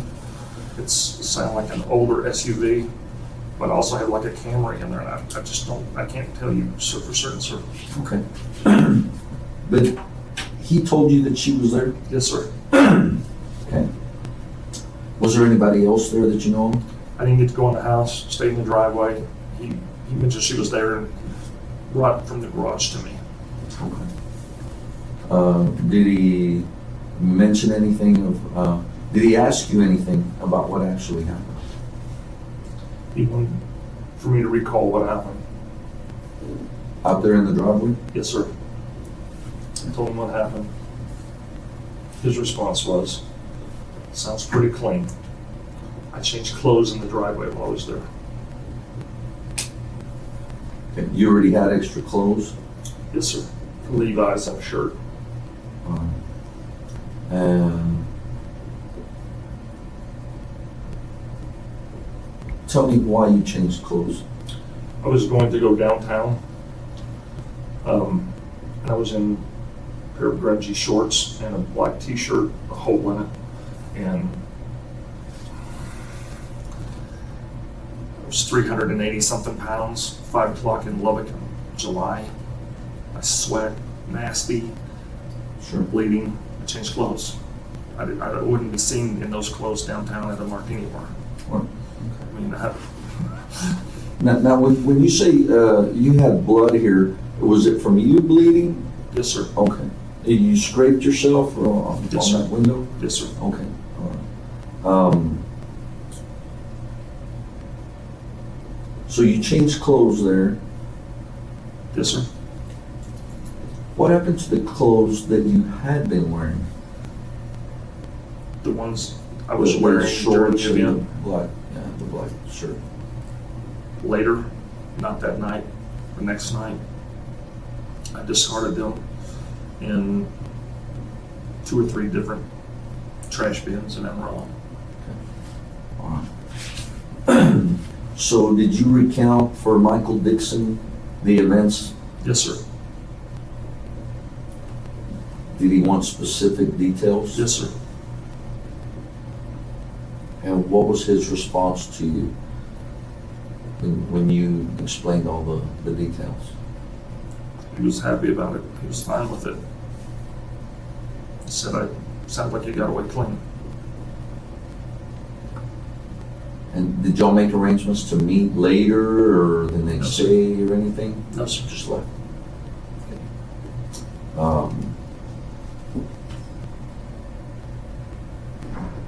What happened with the weapons in that bag that you had?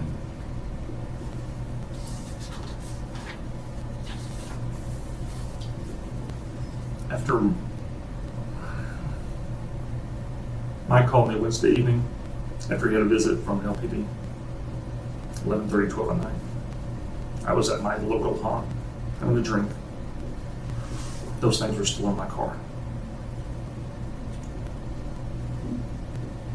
I said I needed to get out of town. They were looking at arms and hands, and actually I told them I'd been there the night before, and that they'd probably just called and verified that he was there. At that point, I disposed of the knife, the gun, and the clothes, and the shoes, and the bag, everything I had that was at the property.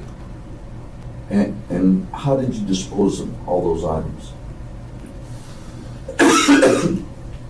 I went down an alley,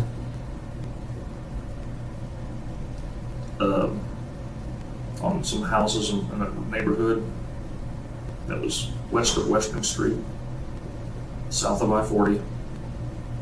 Couldn't tell you the streets. I could show you where they were. Got out of the car, took the knife out of its sheath, the sheathing, pulled out a trash bag from the dumpster, stuffed it inside the trash bag, put it in. Went down the alley further, did the same thing with the knife. Went down a different alley, put a pair of shorts in one. Went a bit further down the alley, put the shirt in. Further down the alley, disposed of the shoes. The gun, I went by Lawrence Lake. I don't know the street name. I could draw you a map here if you wanted me to. Sure, that'll be fine. And you said Lawrence Lake? I believe that's the name of it. Donovan Lake or Lawrence Lake. I'm not sure what they call it. And where is this in relation to Amarillo Lake? On Western Street and Interstate 40, there used to be a shopping mall called Western Plaza. Now it's called Western something else. There's several stores there and 2 new hotels. On the street that runs north-south, just directly east of that shopping center. It runs directly west of a drainage leak. Can't be missed. It's been there forever. I believe it might be called Donovan Lake. I don't know if it's Lawrence, but I think it might be called Donovan Lake. I was going eastbound on the access road from I-40 from Western. When I got to that street, Lakeview or Lake Road, Donovan Road, I'm not sure what it is. There is a gentleman's club on the east side of that road, on the corner of the access road. I turned southbound, right-hand turn southbound. I pulled against the side of the road, a short distance away from one of the hotels. I can pinpoint my location because in front of my car, there was a drainage ditch. There's a curb and there's an access for the drainage. I don't know what you call that. Culvert, I mean, where it runs in and where it drains into the curb. I got the gun. The clip was in it. There were no bullets in it. There are some trees that grow up from the lake entrance. It drops down precipitously, 45 to 60 degree angle. Probably 50, 60 feet deep. It's a drainage lake. And near as I can tell, from a perpendicular line, I went to the lake and I threw it approximately 40 to 50 degree angle back toward the lake, back toward the lake. It's in that quadrant. I didn't hear a splash.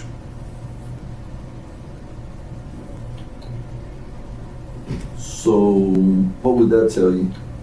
It's midnight, 1 o'clock in the morning. It'll still be there. Nobody walks, you can't walk down there.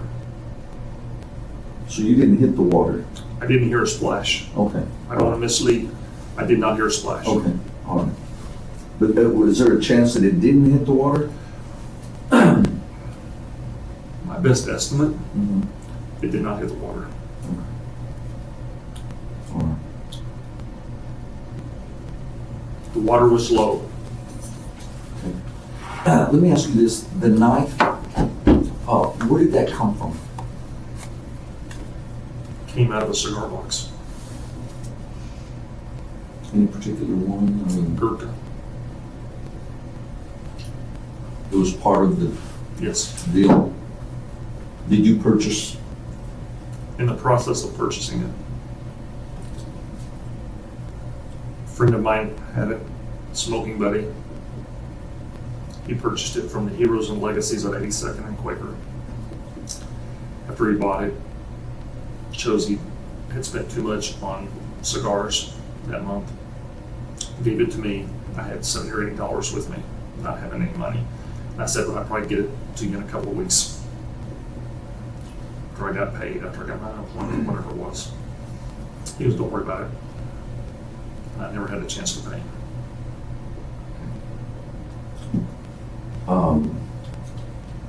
Was there any ammunition left? Yes. No, in the gun. In the holder, yes. Okay. And what happened to that? I discarded it. Can you tell me how? Threw it out the window on the highway. I believe it was on I-40 between Sonnier and Hope Road. It may have been further than Hope and Arnott Road. It was in the gutter, I believe, on the right side between westbound traffic and the access road. I believe that's where I discarded that.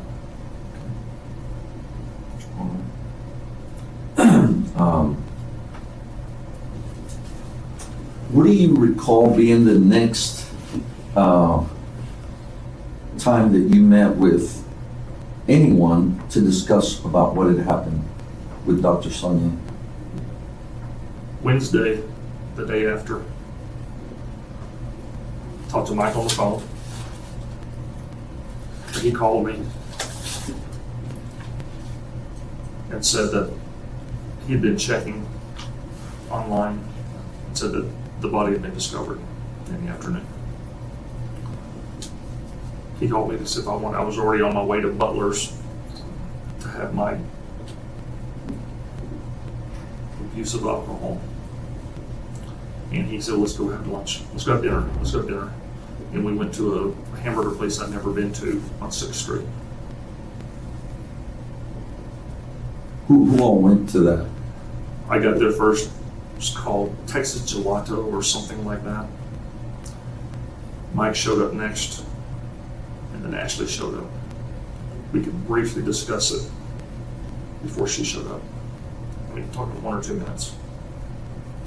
And in those 1 or 2 minutes, tell me what that conversation was like. What was it about? He was just recalling what he told me on the phone, how it was discovered, and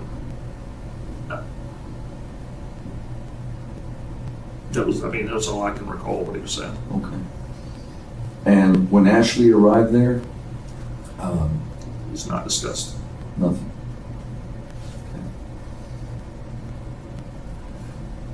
You have to understand, Mike and I, we met all the time, 2 or 3 times a week, for lunches, for dinner, I mean, mostly for afternoon snacks and a beer or cigar. It was not unusual for us to see each other 2 or 3 times. The previous year in 2011, every Sunday and Monday, we went to Buffalo Wild Wings and watched football, Monday Night Football, Sunday Night Football. And when the Texas went on the pennant race, we watched all their playoff games. He actually attended one of them. And once we saw the World Series, that the Buffalo Wild Wings were hunters. Yes. So, was there any discussion about when the police went over there and spoke to him? He was nervous. Said I had to get out of town. And I said I had no means to get out of town. And what did he say about that? Did you have to? Did he furnish you any funds for that? No. No? Okay. Was he specific about the police, what they asked him about, or anything they requested, or anything that came about that? My best recollection of that very brief conversation was that there were 3 or 4 detectives. They'd been there a couple of hours. He mentioned Rochelle had put them on to him. And that they were looking real closely at his arms and his hands. That's pretty much all it, the conversation actually. Okay. So, after y'all meet at this gelato place for lunch, that Ashley's there, It's for dinner actually. okay, for dinner, It's in the evening, 6:30 Okay. or something like that. and this is the day after, Yes, sir. okay? And if it's not discussed any further with Ashley there, well, tell me what happens after that. We have a beer, we finish eating, we go down to Golden Light Cafe, and he buys me another beer, and we have a beer outside, just visiting, talking, just,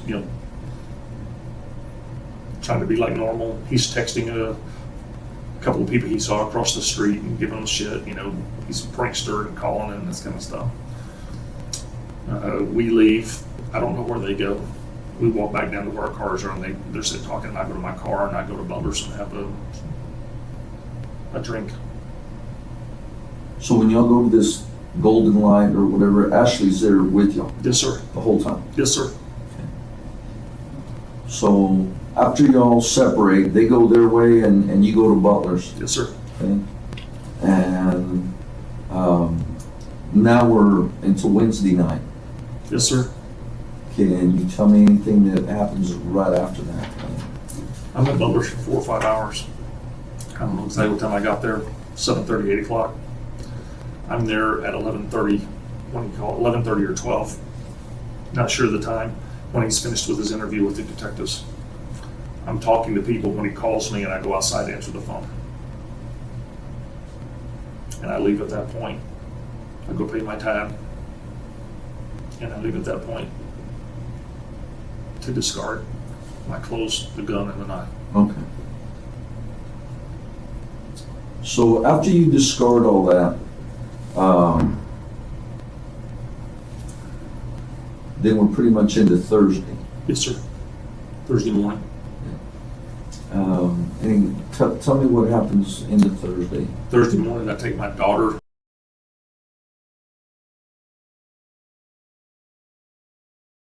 just a weekend. That previous week, 10 days, my ex-wife had decided that I should, because they were having difficulties. Didn't send me, I never got notice, nothing. Rachel, she said, I didn't have a problem with staying with me until school started, but Lord wouldn't get my child support and we have to take care of everything. I'm gonna need to go to Oklahoma because that's where our allergy supplier is, our supplies for our business. And I was gonna do that Monday or Tuesday anyway, but since Mike needed me to be gone, in case they called me for an interview, I could talk to them on the phone, but they couldn't see my arm or my hand. I head to Oklahoma. I'm on the way to Oklahoma when I talked to the detective. Okay.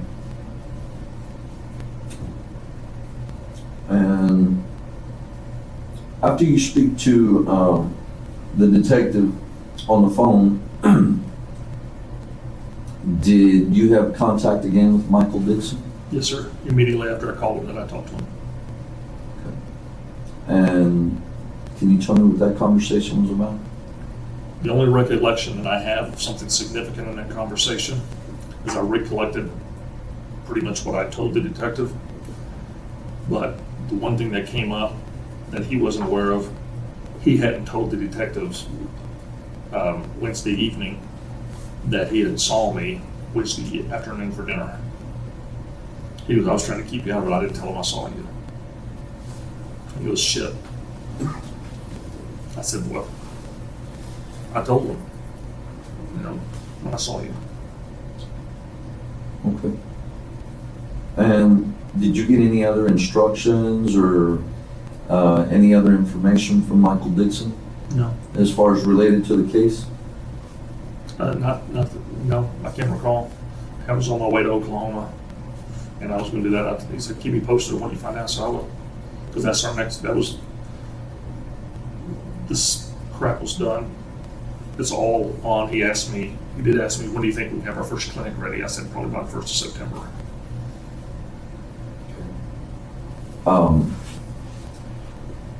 So this is Thursday. Do you go to Oklahoma? I'm on the road. My car starts feeling funny, so I pull over and look at it, and I've got a bad tire. The steel belts are showing through. I'm not going to make it on that tire, and I have no spare. So I turn around and come back to Amarillo. I call Lane Auto on Tascosa Road and go by and see them and order some tires, and they said they could put them on the next day. So I go by the next day and have tires put on Friday and brakes done. Did you tell Michael Dixon that you had come back to Amarillo? Yes. And what was the response to that? After I told them I talked to him Thursday morning, they probably might never call you again. They just want to know that you saw me Tuesday. Right. Trying to allay my fears. Okay. So you go back to Amarillo, you get some tires. Did you pay for the tires? Yes, sir. How did you pay for those? Cash. Okay.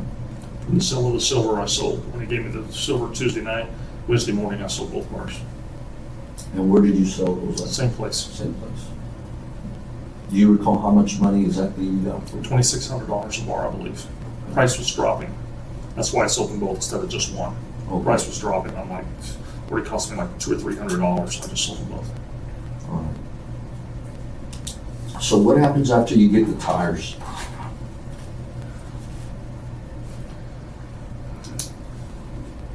I want to answer all your questions. Thursday night, Friday, Saturday. I drank a lot. I took a lot of things. I tried to kill myself. I tried it once in April and once in May. My wife had an insurance policy for me. And since I was running out of unemployment, at one point, I just thought I would be worth more to my kids' life than dead. And I had gotten myself involved in this and didn't know how to extract myself and still do my business. It was in pretty bad shape. Thursday night, Friday and Saturday. I don't know exactly the time frames when you're asking what happened next. Yeah, and I was talking about that in the, like, after you got the tires, you know, I it's went late home. Thursday. I went home Friday. Did most of the drinking that you did you do it at home, or was it somewhere? After Wednesday night, after Butler's then, I did it all at home.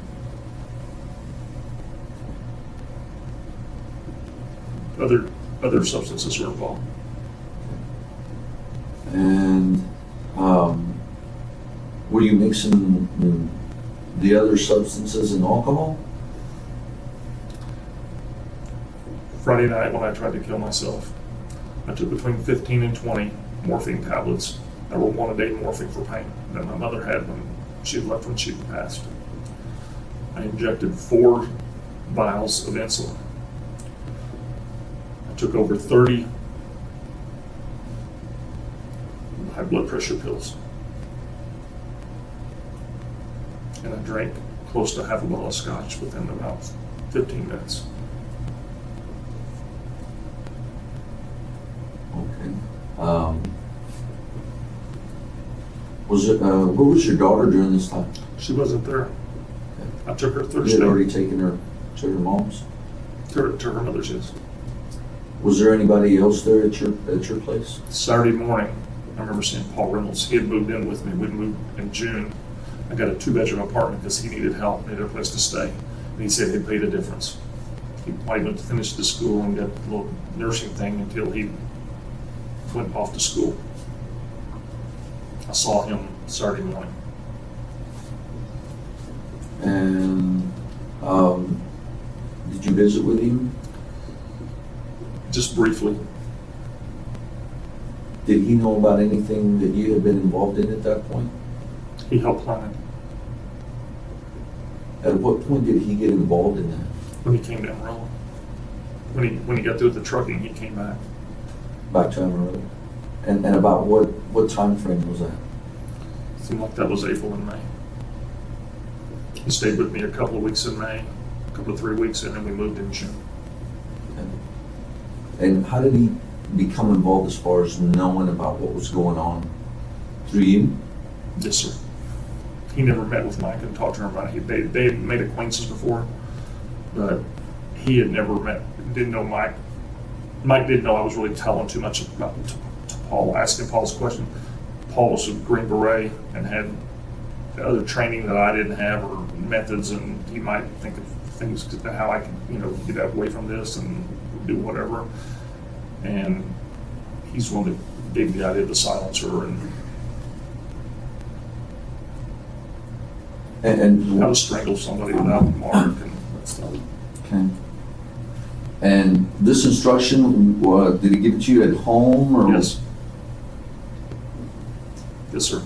Tell me about when y'all discussed, when you found out about the silencer. How did that come about? And tell me what you were told about it. I had seen a movie, I believe it was called Mr. White. Kevin Costner was the star in it. He was a professional, an architect or someplace, but he was also a psychopath and an assassin, just a serial killer. And he had used it in that movie. Paul had brought it up and told me he knew people that have used it, and he goes, "It didn't work just once." He goes, "You'll do it 2 or 3 times." And he was talking about a 2-liter bottle. Further from that conversation, on one trip back from Lubbock, being hot in my air conditioner didn't work in my car because I had a head gasket bad. It was very hot. I got a Gatorade. Big, not a huge one, but a regular one. And after I finished it, I saw that the gun fit right inside it and it would hold in. I pulled on the side of the highway, pulled out a phone book, and shot a round into it to see if it would work. It doesn't. Still loud? My ears are ringing. You have that concussion ring. Mm-hmm. I'm hard of hearing, but it had that concussion ring. And I blew the bottle off. Now, let me ask you this. Now that you said that I blew the bottle off, when you actually used it as a silencer, did you secure the bottle to the weapon, or was it just, No, sir. it was just put on there?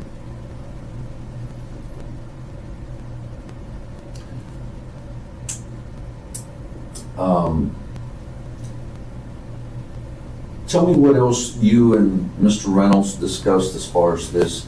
You told me about the silencer and how that came about. At one point, he even told me, he goes, well, I don't think you're gonna get this done. And I said, what do you think? He goes, it doesn't sound like you're into it. And I said, I'm just trying to find a pattern. And he goes, well, you could have had this done already if you wanted to do it. You have to stay there. His idea, the best time ever to do it would be in a rainstorm, a thunderstorm. Lightning cracks, people aren't outside walking, can't see, moisture muffles the sound. He might answer the door, front door. He said, they'll just pull up in his driveway, knock on the front door when you know he's there and it's a storm. They open the door, pop him, close the door, get in your car and leave.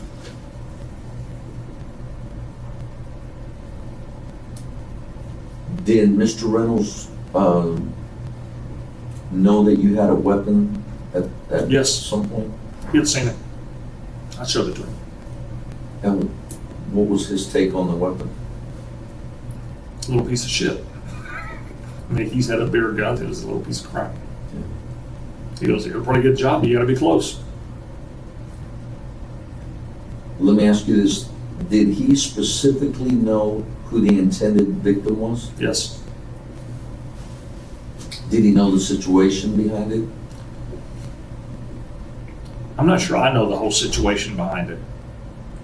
He knew about X and that Mike wanted that done, if that's what you mean. Right, that's what I was referring to, why this was gonna happen. Sir.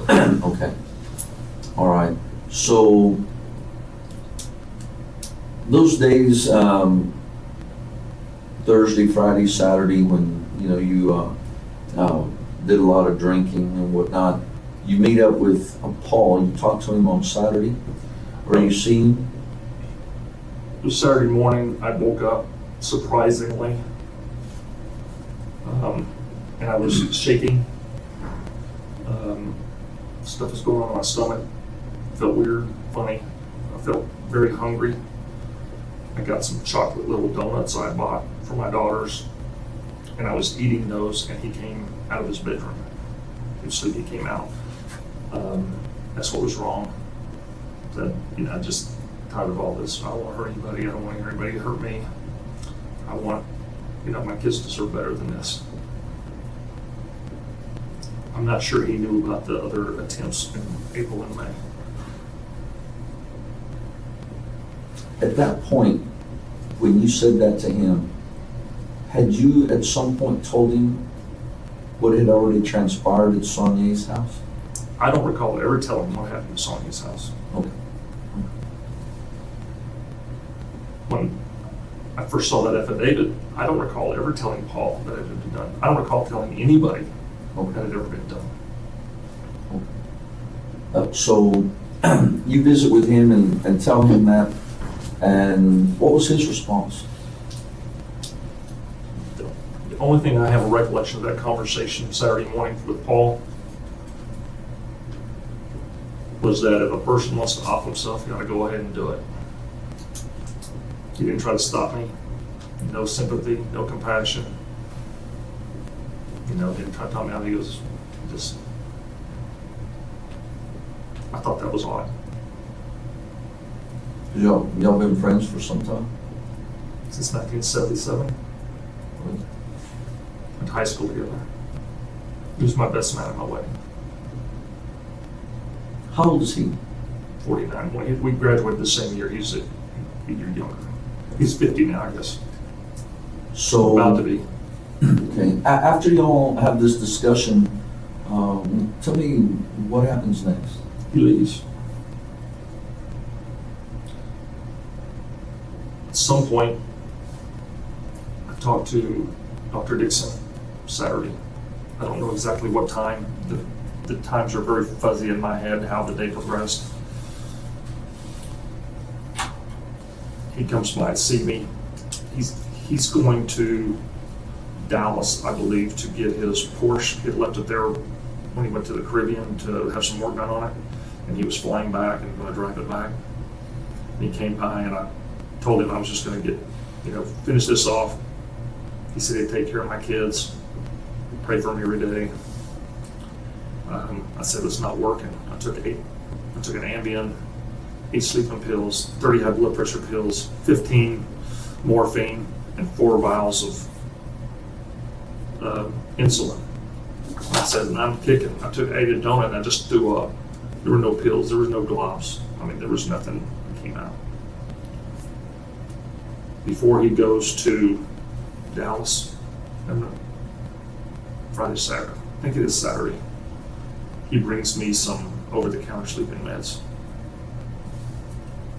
94 of them, 96 of them.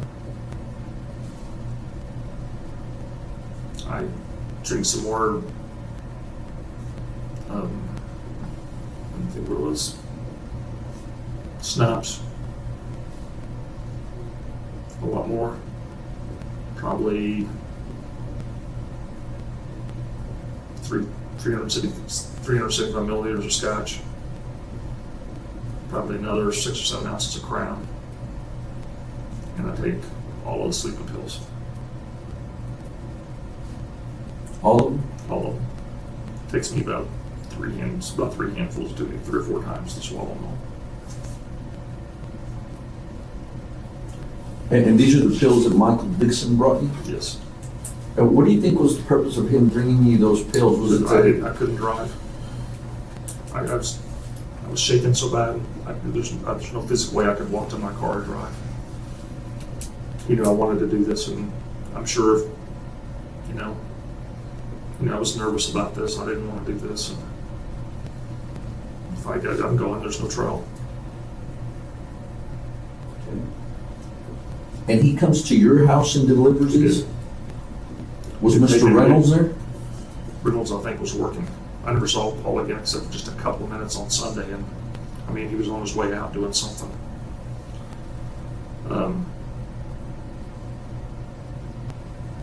Mike had taken the capsules and the tablets out of the box and just put the blister packs in the bag and handed them to me.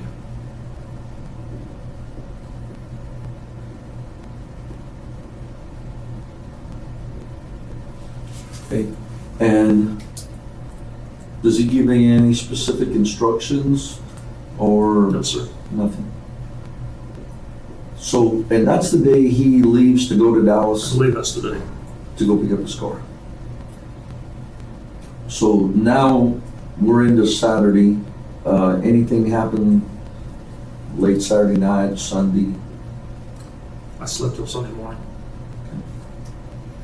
Or till 3 or 4 in the morning.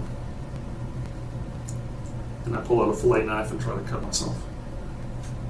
It's bleeding like a stuck pig. Can you show me where you cut yourself? Right there? You can see where the tendon's cut. Yeah. I'm in bed, had a cigar, smoked it a little bit. Finally get down where I cut myself. It's coming out, and I hand it over and put it in the trash can. I wake up at 7 or 8 in the morning, Sunday morning. Bullets on the sheets, bullets on the pants, bullets on the deal. I didn't see any on the floor, but there was quite a bit in the trash can. Had you fallen asleep or passed out after you cut yourself? Yes, I just lay down and tried to go back to sleep, and hopefully I just lay down. And when you wake up, what happens then? If you can imagine the disgust that you can feel with yourself after being involved with what I did. Having tried to kill yourself 2 or 3 different tastes and scents. Enough to kill a horse. If they come to get me, they come to get me. I have to do my penance. I'm not supposed to die. I stopped trying. Mike comes by, looks at it, told him, meets me at his office, he sews it up Sunday afternoon. He came by your place first to take a look I'm at trying to it? think if he came by there. I think he just came by that Saturday. It's the only time he had been there. I think he called me because we're gonna have to clean that up. And, I meet him in his office Sunday afternoon.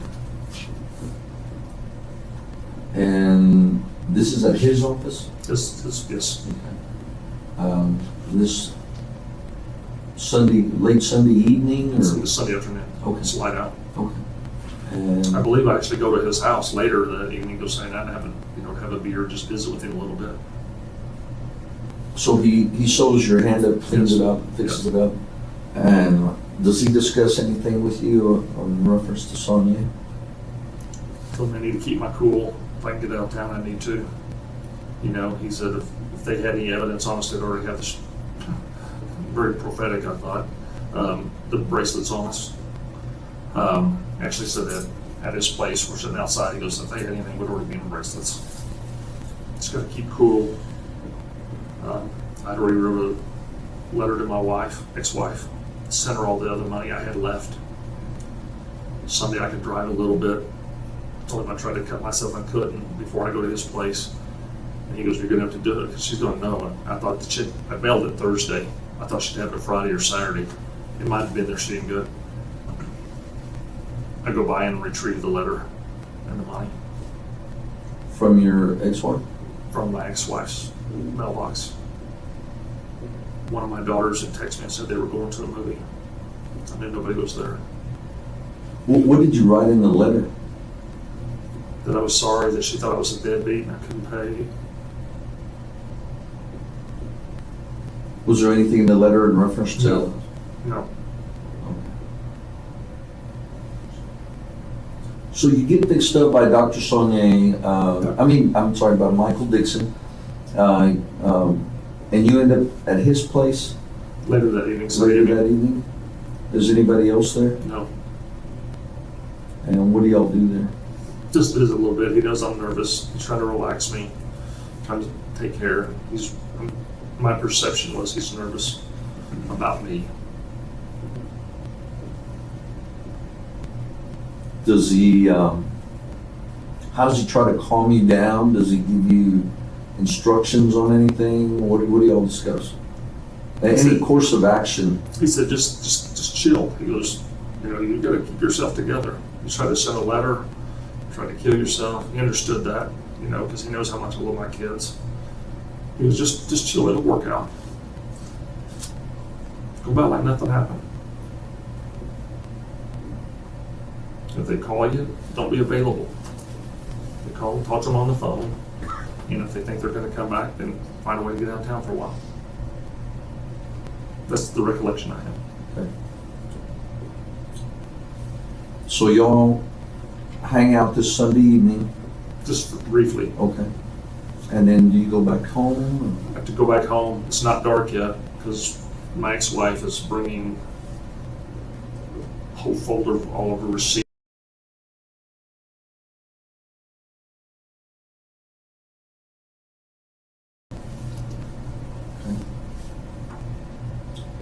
What's the next thing that happens that has anything to do with this specifically?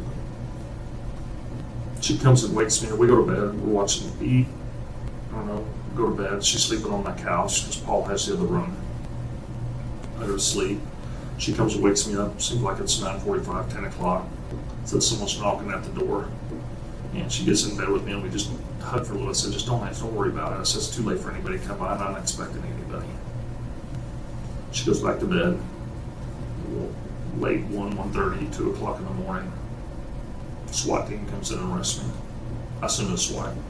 Wake me up. I'm half out of it. I got so much stuff in my system. I don't even know what's going on. Had you drank or taken any medications before you went to bed? Not that night. When they came in to arrest you, what did you think? I didn't even think at all. I thought it was a dream at first.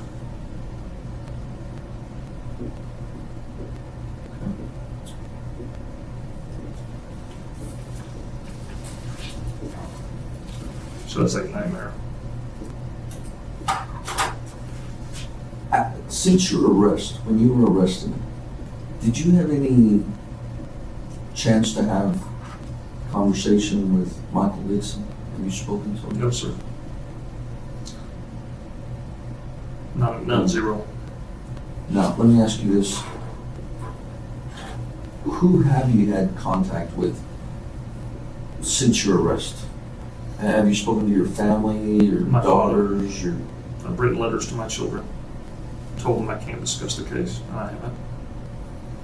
Talked to my dad, came and visited twice, and also once when I was in Randall County, once here, and then he visited us a third time here, second time here, but a third time visit when on the day of the grand jury.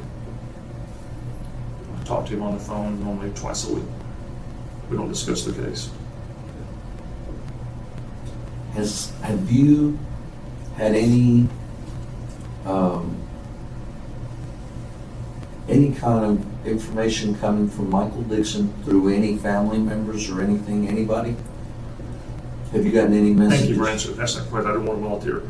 I found out later from a letter to my daughter. He has a son named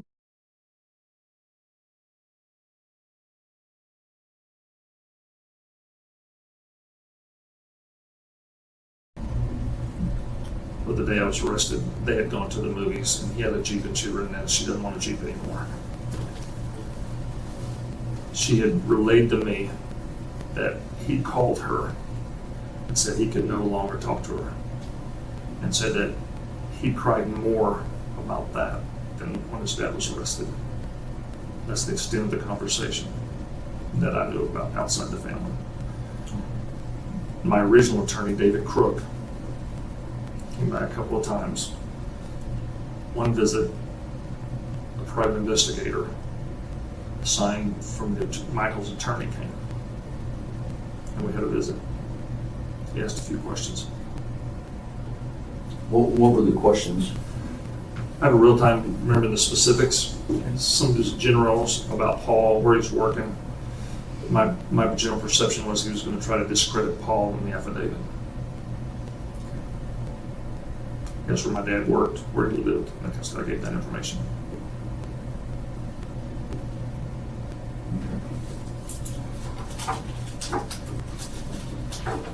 Let me go through this list here, and the things that we haven't touched on, I'll go back over them. If you don't mind, and we can use this board, the lake Yes, sir. that we discussed there in Amarillo, Yes, sir. can you draw me a diagram? Yes, sir. So we can kind of pinpoint exactly where? Yes, sir. Got the erase this? Yes, sir. I might do it on this pretty big board. You need to take a bathroom break or anything, David? No, it's my butt's sore. Yeah, feel free to stand up. Excuse me, right. I'm gonna put north, south here like normal. Okay? Western Street.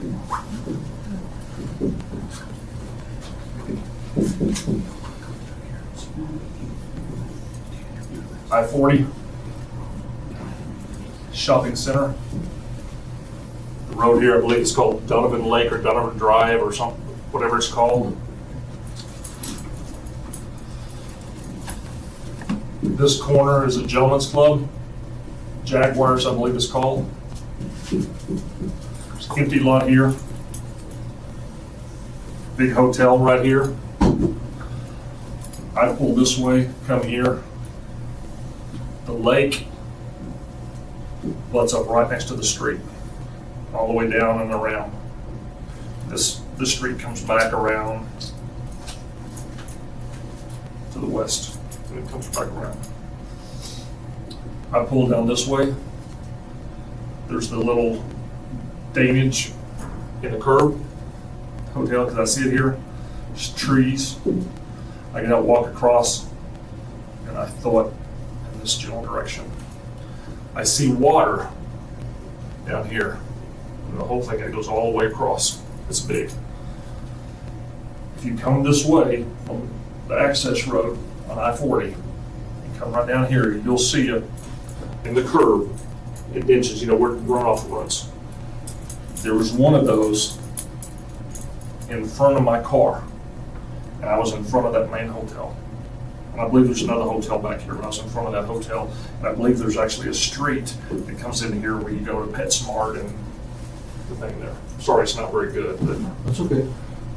Now, it those was around injections 45. I was trying to hit in the water. I never heard a splash.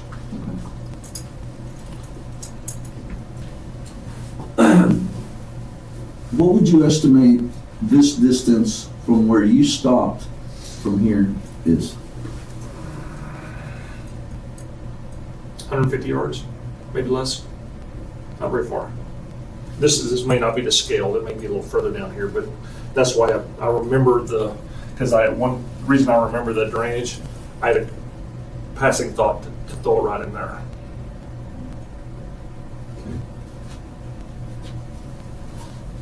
And that's why I remember some from the car. And And this there may be is- more up here, but I'm just saying, there was one. when That you you get to remember. when you get here and you see this, and this lake, this drops precipitously down. I mean, it's steep. You'll have a hard time standing on it walking down. When you see how the runoff water from the highway and all this stuff, you know, concrete, it's all dirt here, and there's concrete, and the lake is really deep, and it was shallow. There wasn't a lot of water because they keep it pumped out. You'll be able to look from this corner, that quadrant, and you'll be able to, it'll be in that quadrant where it's at. How I really can't pinpoint it because I'm underhanded either way. It's like a Frisbee. It'll be in that quadrant, right there. I didn't hear a splash. So if you start from, even from the hotel, 200 yards and go there, that's where it's at. And If I was there, I could actually pull up and say, I believe this is where I was at. and point it out, okay? Sorry, I can't And get the closer. magazine was, I believe it was. I believe it was still in there. I don't believe I separated. I don't think I threw it separate. I may have, but I don't recall doing that. all right. I'll leave that up and you can do whatever you want. Yeah, that'll work. Oh, sorry guys, I'm not an artist.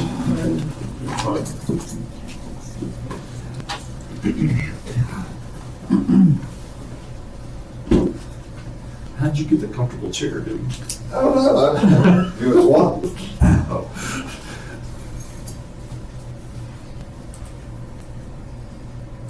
Let me ask you this then, going back to the silver, Yes, sir. do you know where Michael Dixon kept that silver in the house? I do not. I remember you said he brought it out He brought it out. to the driveway where y'all were at. Yes, sir.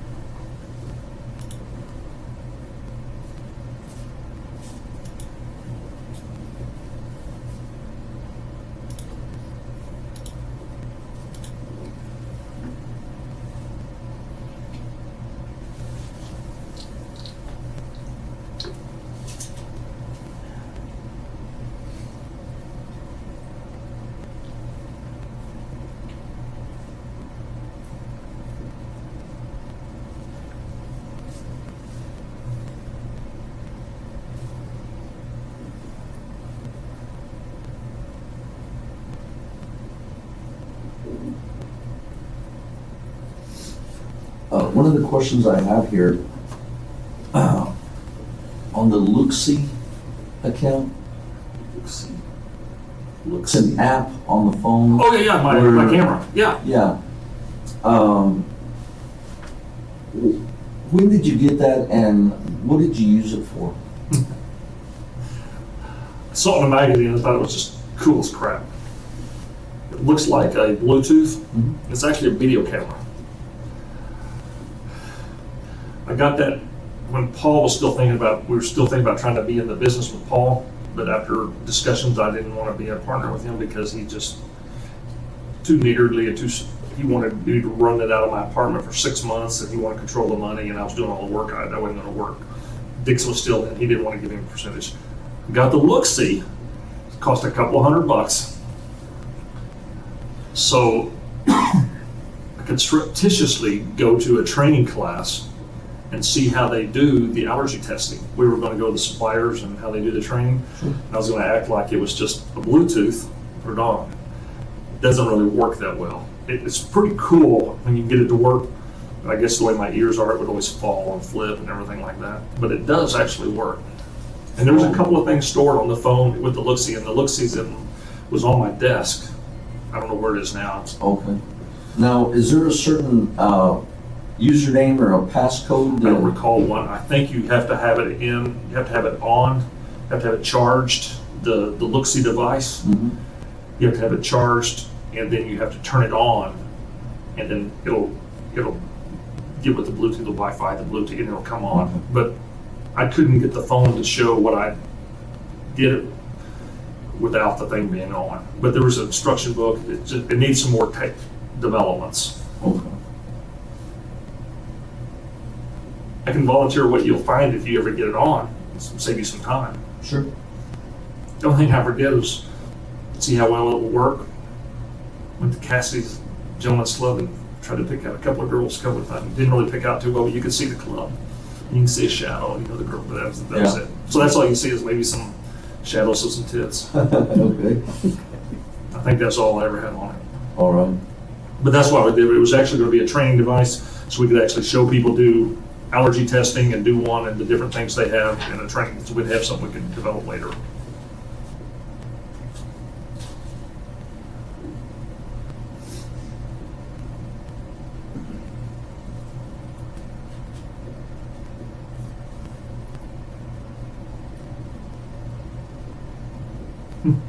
Now, let me ask you this. Did Michael Dixon ever mention to you about wiping down the phones, clearing the phones out? Yes, sir. Several occasions. One while we were in Lubbock, be sure to delete your texts. Be sure don't have any pictures on there about the stuff. You can show me, I took pictures of his house. That's why I couldn't go in the backyard. Landscape truck there, or, maid service, blocked from the alley. I'd take pictures and show him, then I'd delete them. Anytime I wrote anything down, be sure to get rid of it. Did he ever mention to you that at some point after Dr. Sonnier was killed, that he wiped down his phone, or did he ever wipe yours down? He never physically wiped mine down. He relayed to me that he tried to destroy his by dipping it in water, and it still worked. Okay. He was my perception is that he was trying to clear his phone off so there wouldn't be anything on it.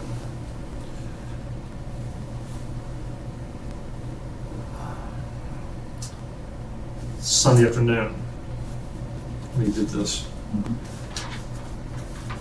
he showed me a code on his phone, and I said, that means they're trailing you. That code on there is a finder. I said, because I can do that on my phone because I have my daughter's phones, but the thing is, it'll send them a text to let them know that there's, they don't know what that is. I would assume, and he assumed, that was a locator where he was at, or a bug. He showed me that. And what was did he have a course of action for that, or? Less texting, less talking on the phone, more in-person visits. That's why he said meet him at the office to sew that up and go find his house. And when he showed you that, what was he gonna do? Was he gonna just keep using the phone like that, or? He didn't say one way or the other. He was using that, go about business as usual.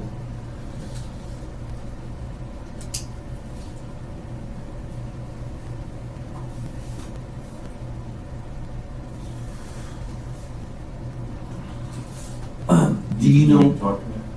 Yes. Can I just have a conversation with just for Sure. 1 second? They're gonna have to take us somewhere else. We'll take you over to another office. It'll take 5 seconds. We'll step out the door. It's fine with me. Right, whisper in your ear. If you want to step out, we'll arrange that.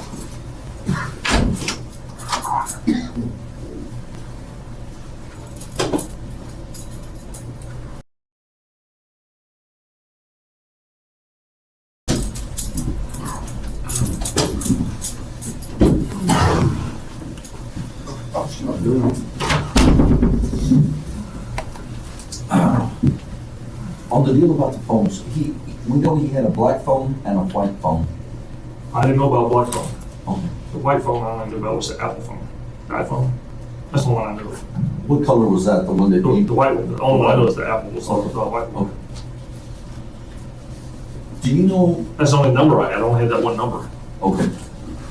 Do you know if he ever mentioned, or do you have any knowledge of him maintaining anything that has to do with this on a thumb drive that he always carried on him? I didn't know anything about that. Okay. No knowledge whatsoever.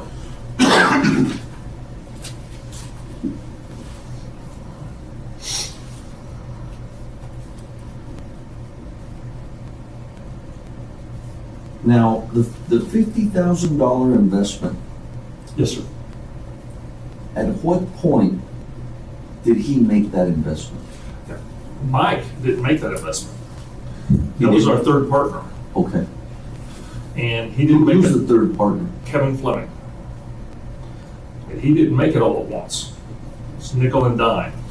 Open the office, buy a couple of desks, buy the computer gradually, and then as we needed stuff.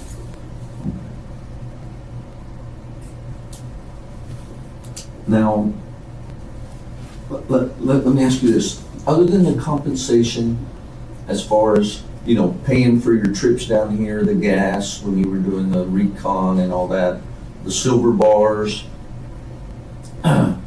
was there any other compensation or promise of compensation, job, house, cars, anything related to this that you were promised for getting this done?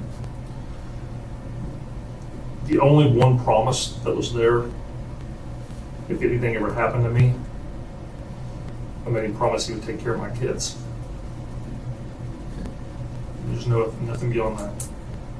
Nothing that had to do with the business or The anything? business was done we were doing that before I even knew he even knew Rochelle. That was already in the works. We might have been incorporated before they ever started dating. All right. Um,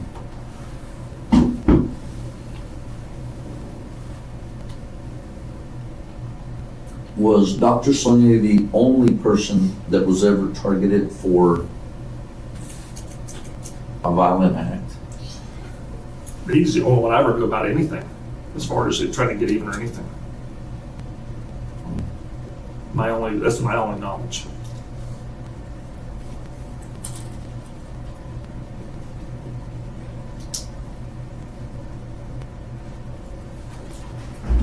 Do you have any knowledge, information about a letter that was mailed to Rochelle? I have received that information since I've been in jail. Probably within the last week or 10 days.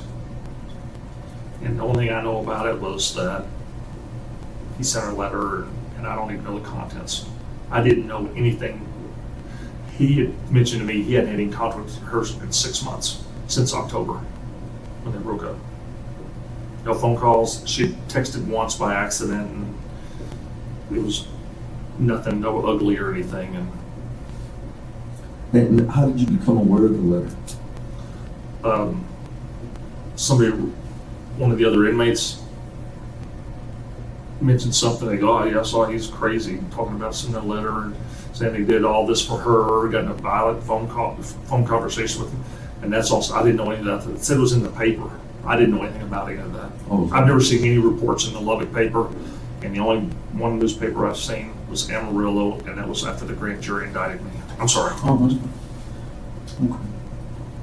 May I, buddy? Yes, sir. Who said that? Who, did you say an inmate? Inmates. Yeah, they probably read the. So I don't know if it's true or not, or Okay. what it says. I'm just saying, I heard about, somebody said something about a letter that he had even sent her, and I said, what? All right. Matter of fact, hold a moment. It was before yesterday.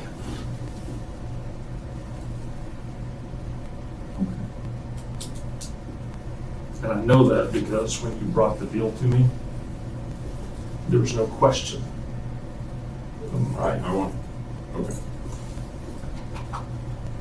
Have you received any kind of information or request or anything from Michael Dixon through inmates? No, I have not. All right. I'll tell you what, I'm pretty secluded. are you? Okay. All right. I'm gonna step out for a few minutes and then I'll be right back. Yeah. Unless you need a bathroom break, and here's another deal. We're fixing to get into noon. I have to meet with my command, and one of the things that we're gonna do, I know we're gonna go look for this weapon.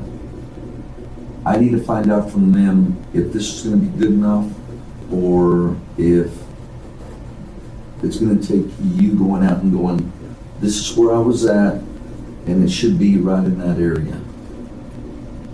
Would you be okay with that if it came to Officer, that? I will help you.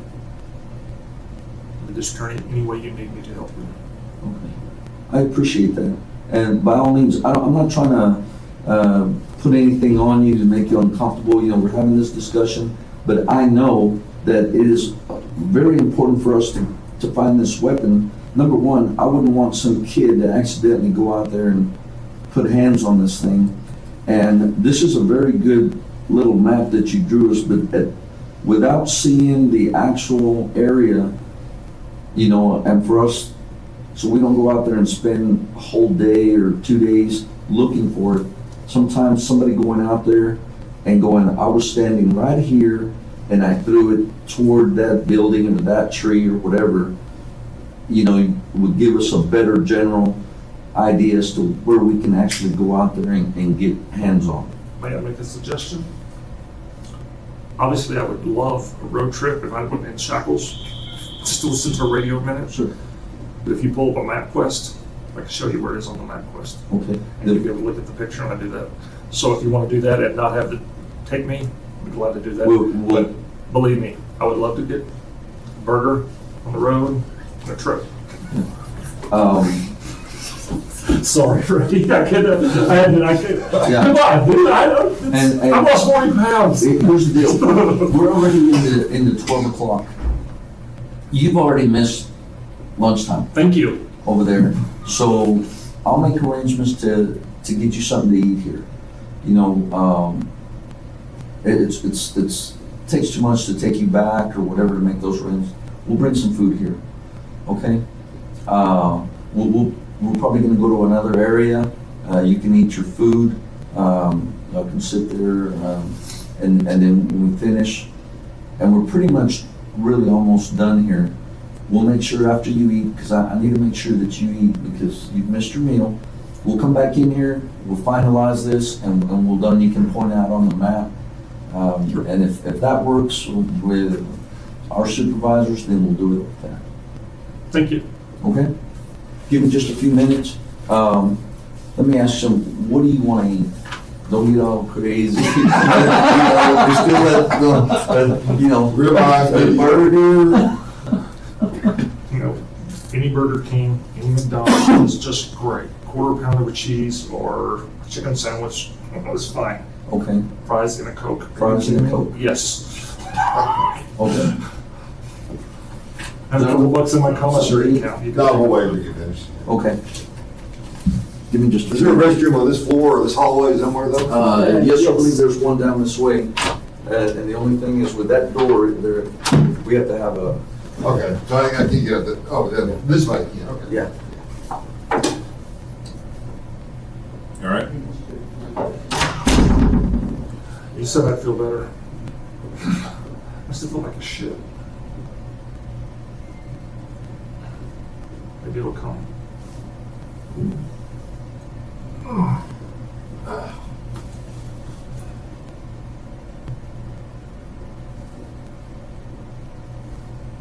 Yeah, I know. No, I went to business school now. No artist. Yeah, I'm no artist either. Dave, how long were you in the Army? 4 months, Did you go to basic training? yes. Where were you at basic? The Fort Jackson. Oh, okay. I went to Fort Leonardwood, but I went in the dead of winter. It was miserable. It was miserable. Georgia in the summer. Don't talk about miserable. Humidity. I didn't know what a humidity ball was. You know what that is? No. Sponge ball. You put water on it and hang it up. And I don't know how it works or how they do it, but if it gets too heavy or induced too much, we have to stop working because of heat stroke and heat exhaustion. And it got to the point where everybody was looking for the damn humidity ball because it was just so incredibly hot. I mean, like jungle hot, miserable. Mm-mm. Yeah, heat gets pretty miserable. I loved it though, really did.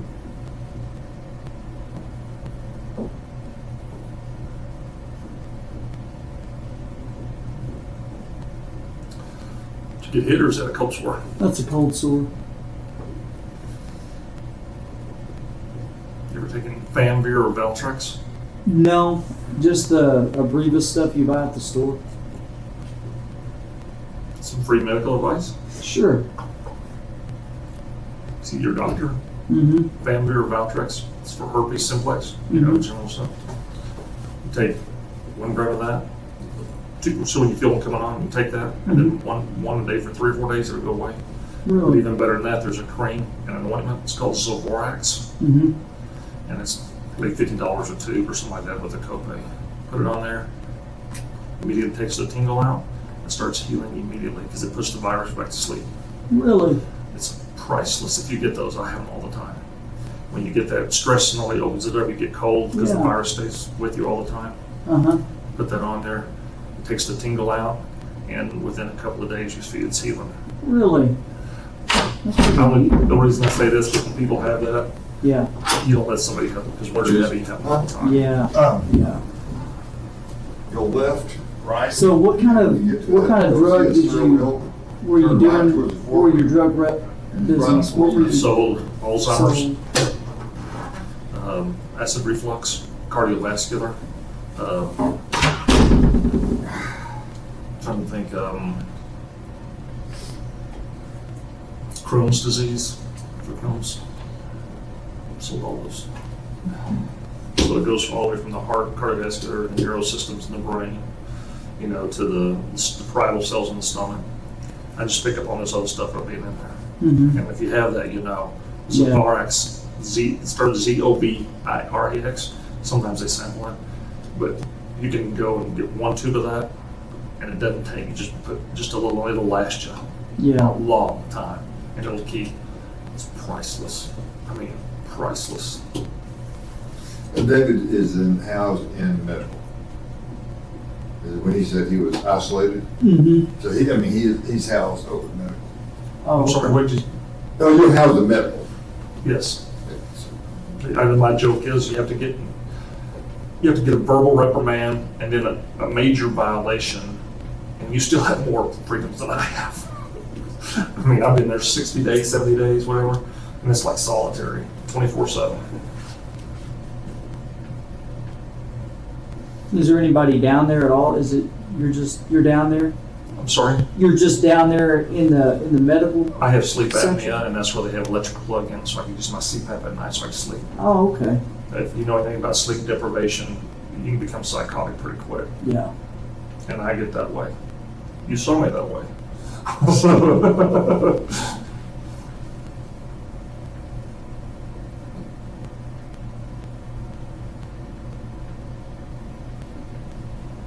The walls never closed in on me until this last Thursday.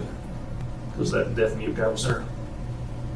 They moved him out last night. I got to Did they? sleep. Oh Good. my gosh. Good. I didn't sleep at any of the night before. Not one bit. They turned the lights on in the morning at 4 o'clock, 4:30 when we had breakfast. I'm like, you gotta be kidding me. It's already morning. I didn't go sleep one bit. Had to go do medical or something. I slept for about 4 hours when he was gone. 'Cause he just barks and grunts. Makes all sorts of, Well, it bothers me. It's like watching a kid getting beat or an animal get abused, and the guttural utterances and stuff. I mean, even though you know it, you can't help it. It doesn't sit well with me. I'm not that guy. I mean, that stuff like that bothers me. This thing bothers. I mean, this stuff bothers me. And when he's gone, I'm like, oh.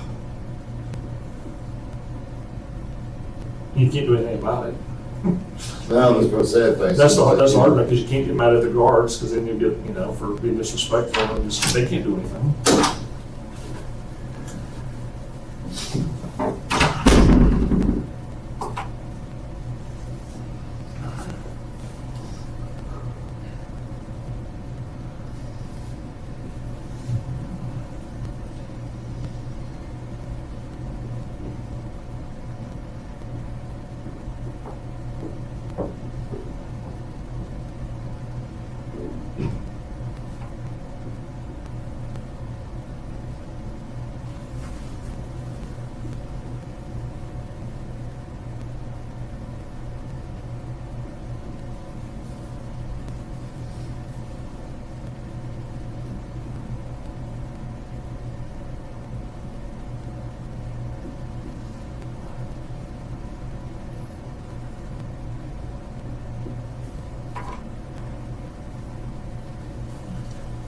Neighbor still there? I'm sorry, sir. The barking neighbor? Your barking neighbor? Is he still there? The deaf The deaf? Oh, yeah, he's gone. They moved him yesterday. Yeah, I got to sleep. I got to sleep last night. It was awesome.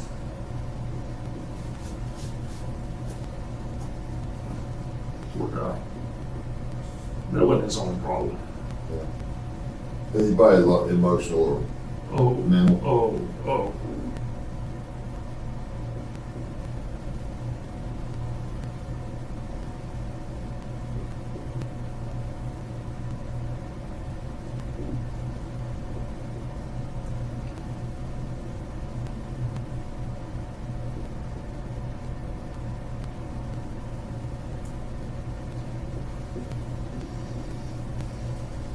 I didn't know you could lock a phone like that. Sorry, sir. I learned something today. What's that? I did not know you could lock a phone. They have this little deal on there, and you put everybody do things, and Dennis is not the most technologically savvy person. if it's charged, they bring it in there. I'll show them how to use it. Yeah.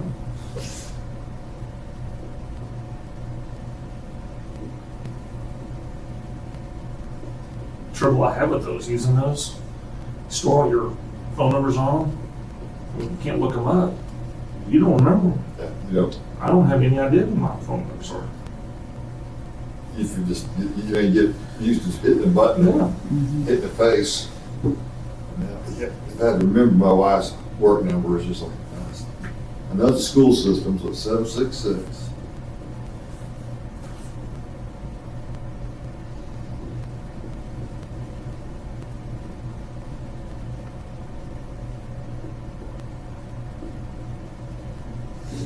Gonna go to the interstate Thursday night. They're closing the loop I was doing something. from University. Construction today. No, it's an accident. That ain't. Oh, reconstructing that. Like, From like 4 a.m. to 7:30 or something. Wow. still wasn't clear what happened. I thought somebody hit her, but then last night it made it sound like she lost control. The radio this morning said she crossed the median. But they keep saying she was going westbound and crossed the median into the westbound lane. They're making sense. My son plays competitive chess. Oh, And this is what we're talking about, is a teacher got killed out on it. oh no. that school that she taught at, you told me about it. They got an awesome chest. Good. Smoke everybody. It attracts a lot of smart kids, because that's what the kids will be about. All right. I have a copy here of some of the maps. Easy. That's Western Plaza Drive. Now, I'm gonna use your pen, but I'm not gonna write on it, I'm just gonna point. That's fine. There's a hotel. Pull up here, it should be right, or there's a street too, I thought there was a street. Pull right up in here, and that's where you can get real close to where I was, because you'll see the drainage where it drops off. Walk, there's the trees, I walk across there, and I do it right over there. Okay. I never heard a splash. It looks like there's more water in there than when I threw it though. And this is the same photograph, just a little bit larger. I would imagine, guessing from this photograph, not being on the street, if I parked right there, walked right across the street, and threw it right in this area right there.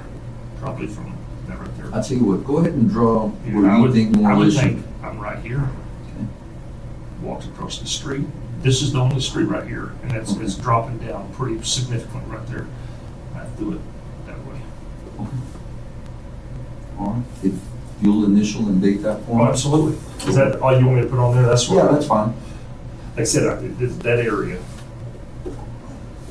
What's today, the 2nd? Yes, sir. No, I'll sign it if you want me to. Yeah, and you can just circle that area, that'll work. I would think, that's where I'm thinking it is. Sorry. I just screwed myself out of a trip, didn't I? Yep. That's what he's thinking. So he said, don't volunteer. I got you.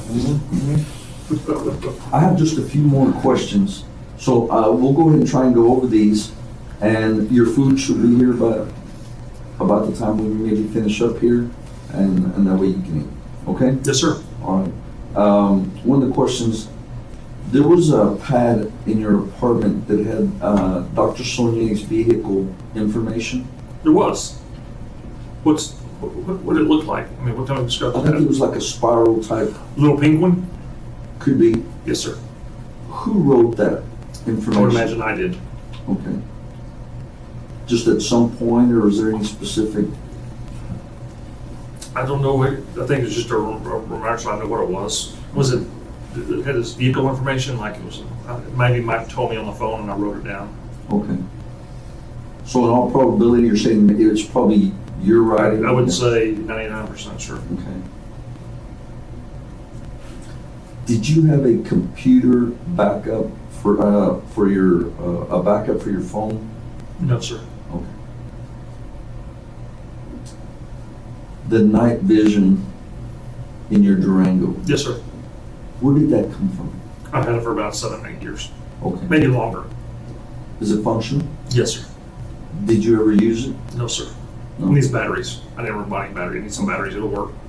All right. Did you and Michael Dixon ever email each other? You know, I had an office computer. I don't recall ever emailing Mike. I don't know if I ever had that. Okay. Maybe Facebook, but no emails. So you have a Facebook? Yes, sir. Did, I don't know. All right. Did you have email accounts? Yes, sir. How many? 2, I believe.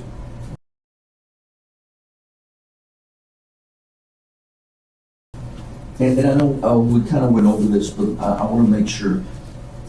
Do you have any knowledge of where Michael Dixon obtained the silver bars, where they came from, where they originated from? He told me he got them. He's had them for a long time, and he didn't want to give them to me too much because he was kind of keeping them from his ex-wife, Sharon. She didn't know he had them. And I think he had some gold and some other stuff, and jewelry and stuff that he would buy and stuff, and he would not let her know. It's kind of like his little silly investment. I know he had a lot of Apple stock, but I don't know where he got it or how long he had them. They were not all the same. Okay. Did they have some kind of emblem on them or Yes, sir. but they weren't all the same? No, sir. Two of them were. He gave me one. He gave me the other two. My recollection of the other two, one of them was similar to like the first one, and one of them was a little thicker but narrower. They all had serial numbers on them.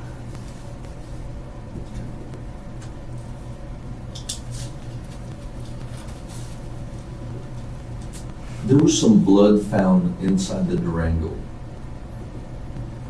You tell me where, like, tell you what it is. Let me ask you this. When after you left Sonnier's house the night that this happened, or the day that this happened, did you, I remember you said you had some blood on your arm. Mm-hmm. Was it a significant amount of blood? Some got on the door. On I tried the to wipe door? it off, but there was some on the door. A little bit, yeah. It was a pretty good cut. These are scars from it. This is all part of it right here. Okay. Okay. And it wasn't all from Sonnier, because that same night, Dr. Sonnier's house, when I went to the club, I fell into the brick wall looking at a girl's ass, and it made it worse. Made it worse. Okay. But yeah, it was, but there was blood on the arm. But I thought I wiped it off, but there wasn't. Okay. I don't know if there's. To your knowledge, has there been anybody that has bled or other blood in that vehicle? Well, I'm trying to think. Shouldn't be. The only thing else I had a pretty good blood right here. Might have been on the handle. Might have been on the deal. Might have been me putting some in the back. That'd be it. And where did that come from on your hand? Had the other pair of gloves. Had one on. One was off because I was using the phone. Right. Knock on the window. I go to it. Had my glove holding on here in the way. And when I push in the window after he's running around, I push it in, and I guess I scraped it right there because I had my hands like this, so I couldn't do anything. And this had the phone here with my hand like this, had the phone in my hand, and did this, and it must have hit my wall. I really it happened so quick. I really But don't. that bled also? Oh yeah. This was the worst cut. Oh, okay. Okay.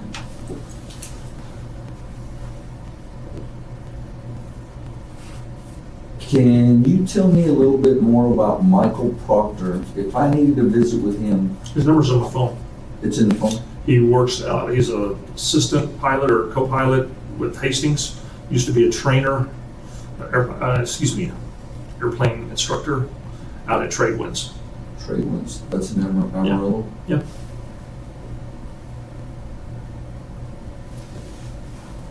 Okay. But when I was arrested, he was a co-pilot at Hastings. Books and Records, they have a private plane. Oh.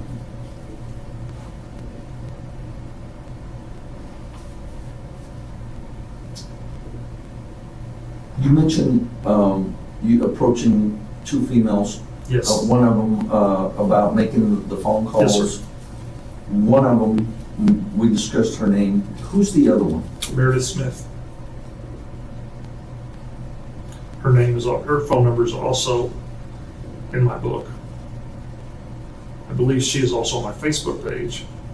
Okay. And the last I knew, she was working at, I'm trying to think of the name of the place. Used to be Firewater Grill out on 114th. It's something else now. Las Brisas. Bartender.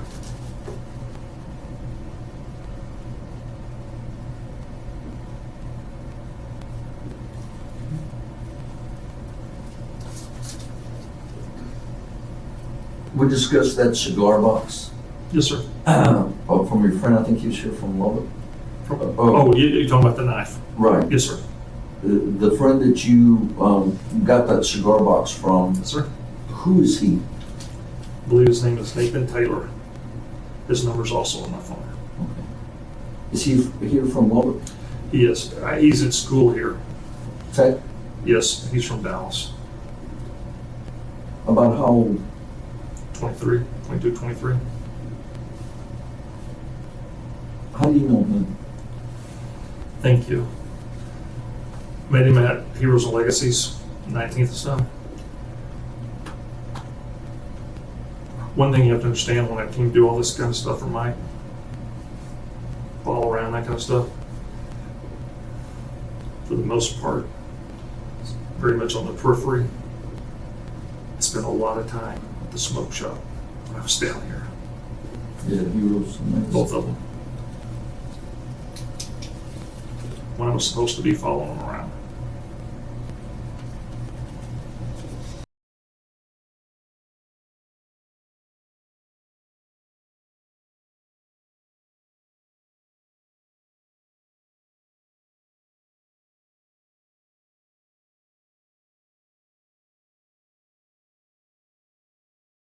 Or a business card? Looked like it had his personal name on it, silver.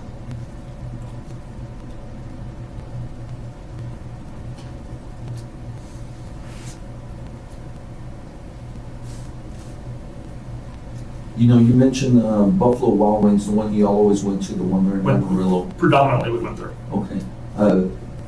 Sorry. Usually when, you know, people go to the same place, they know the people there, you know. Was there any particular waitress or anybody that always waited on you, or was it just? There's several. There was one girl named Sarah. She had a really funny hairdo, fogged up here. Mike hated her. She wore a Giants jersey once to a Cowboy game as sheriff of the Giants. So, you know, he'd say, fuck her. I mean, but he hated her. And she was funny looking. But there was so many different waitresses all the time. Okay. We also went to Hooters on occasion. Erica. She was in a car accident. He was actually on call when he worked on her hand. I believe her name was Erica. The license plates, Yes, sir. you said you got those from a friend? Kevin Fleming, a business partner. His number's on my phone.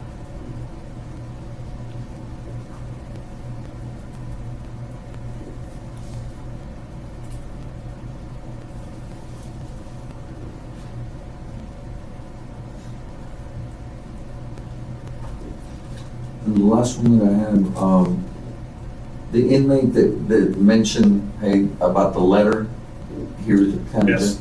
Would you happen to know who that was? I couldn't tell you. Yeah. I see some, I don't even have any friends who Yeah. are there. I'm trying to think who it was. Matter of fact, I might have, let me think. I'm sorry, I'm drawing a blank. That's okay. On your Facebook account, can you tell me the password? Should be the same.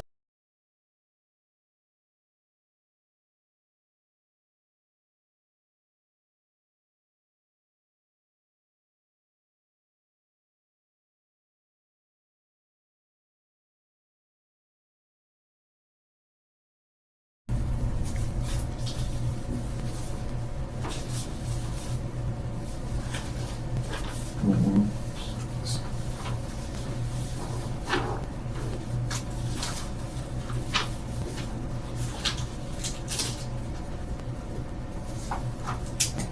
Well, at this point right now, this is pretty much all I have unless something else comes up here in the next few minutes, so let me know. But we'll just wait and bring the food in and have at it. Okay. Will you let me know as soon as you know whether he's got to go with you up there? Sure. I'll let you know here. As a matter of fact, let me go do that. Okay, so we'll know. Where are you? At the office. Is that what's in the office? I don't know. He wasn't there when we left, so I don't know. Caught myself, but you didn't even sing. I know, I'm trying. I'm He's going to terrible. ask you everything he wants to know. You just have to wait on him to ask the question.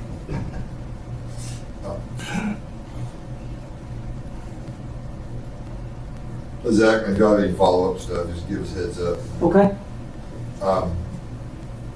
Right now, both have to be in Ector County on Friday. Okay.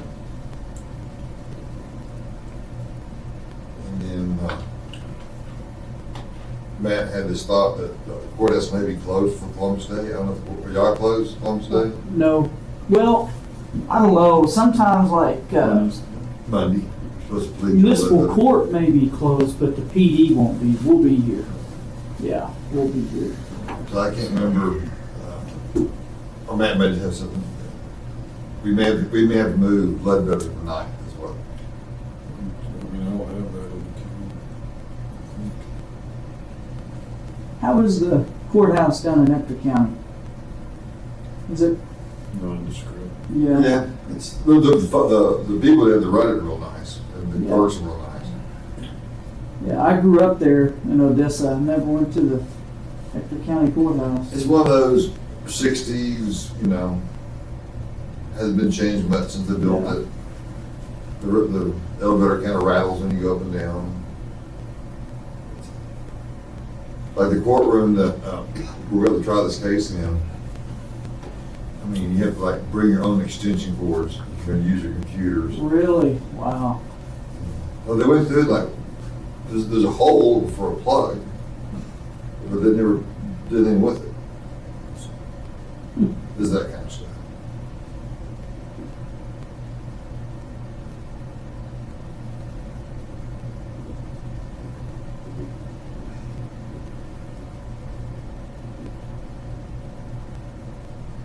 They're going to get exciting places. Vegas, Montana, Tulia.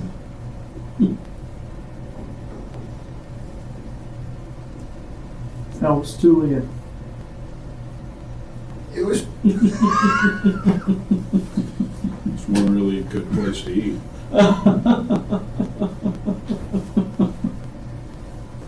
What's the good place to eat? Camino Real.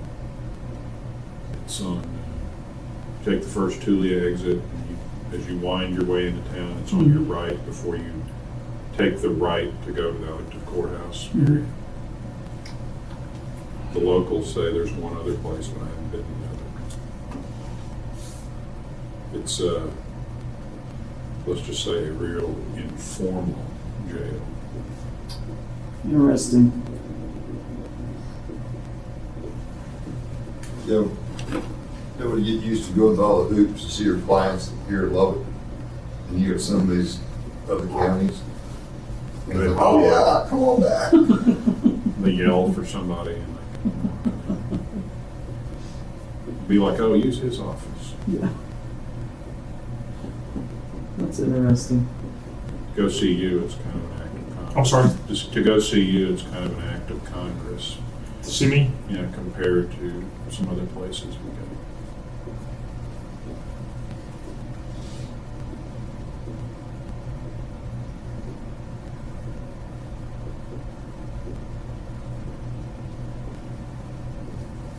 That lake maybe a little bit full. I think Amarillo's got some rains here last month, hasn't it? Boy, if they've caught as much rain as we have,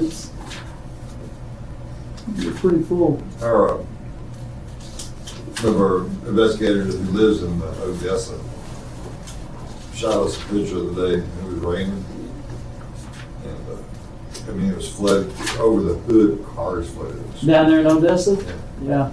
We used to, when it rained down there in Odessa, we used to get in those rubber boats and we would boat down Tom Green. No, really. Oh, yeah, because Tom Green is notorious for flooding. It's flat, nowhere to go. Yeah, I mean, it just blows up like a swimming pool.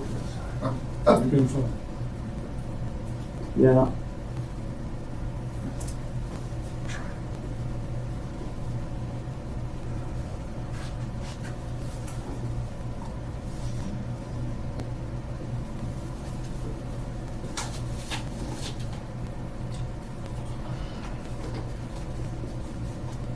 So Southwest Lubbock got a little bit better. You know, for a while there, I live inside the loop. And that Trinity Church in that part of the world, it's crazy flooding. I mean, Oh, yeah, yeah. They finally They finally got all that evened out. thought, it's just flat. On our block, it's flat. There's just nowhere for the water to go. 2-inch rain looks like it did the monsoon for a year. Then 30 minutes later, It's gone. doesn't go.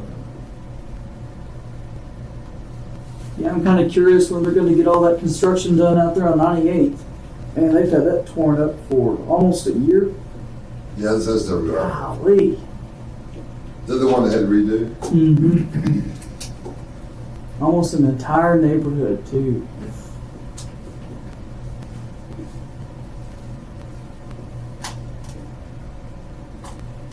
Well, you think the new mayor's gonna get enough money to hire some more officers? You know, I don't know. That's always a hit and miss deal. Like 100 something short? That's the way it said. Somewhere around there. But you know, I think they did when he came in, I think he cut budgets by like 1% or something.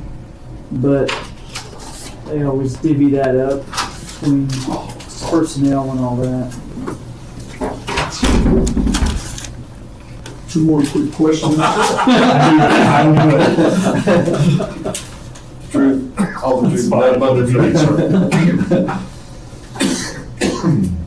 Do you know anything about pocket aces? Does that mean Pocket anything? aces.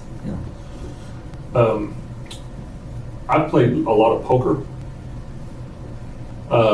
Pocket aces is the name for like, you know, you have like American Airlines, you know, playing Hold'em. You get 2 aces, pocket aces, you get them down, you know. Mike and I played in a couple of tournaments. I don't have any idea what that's referring to. Okay.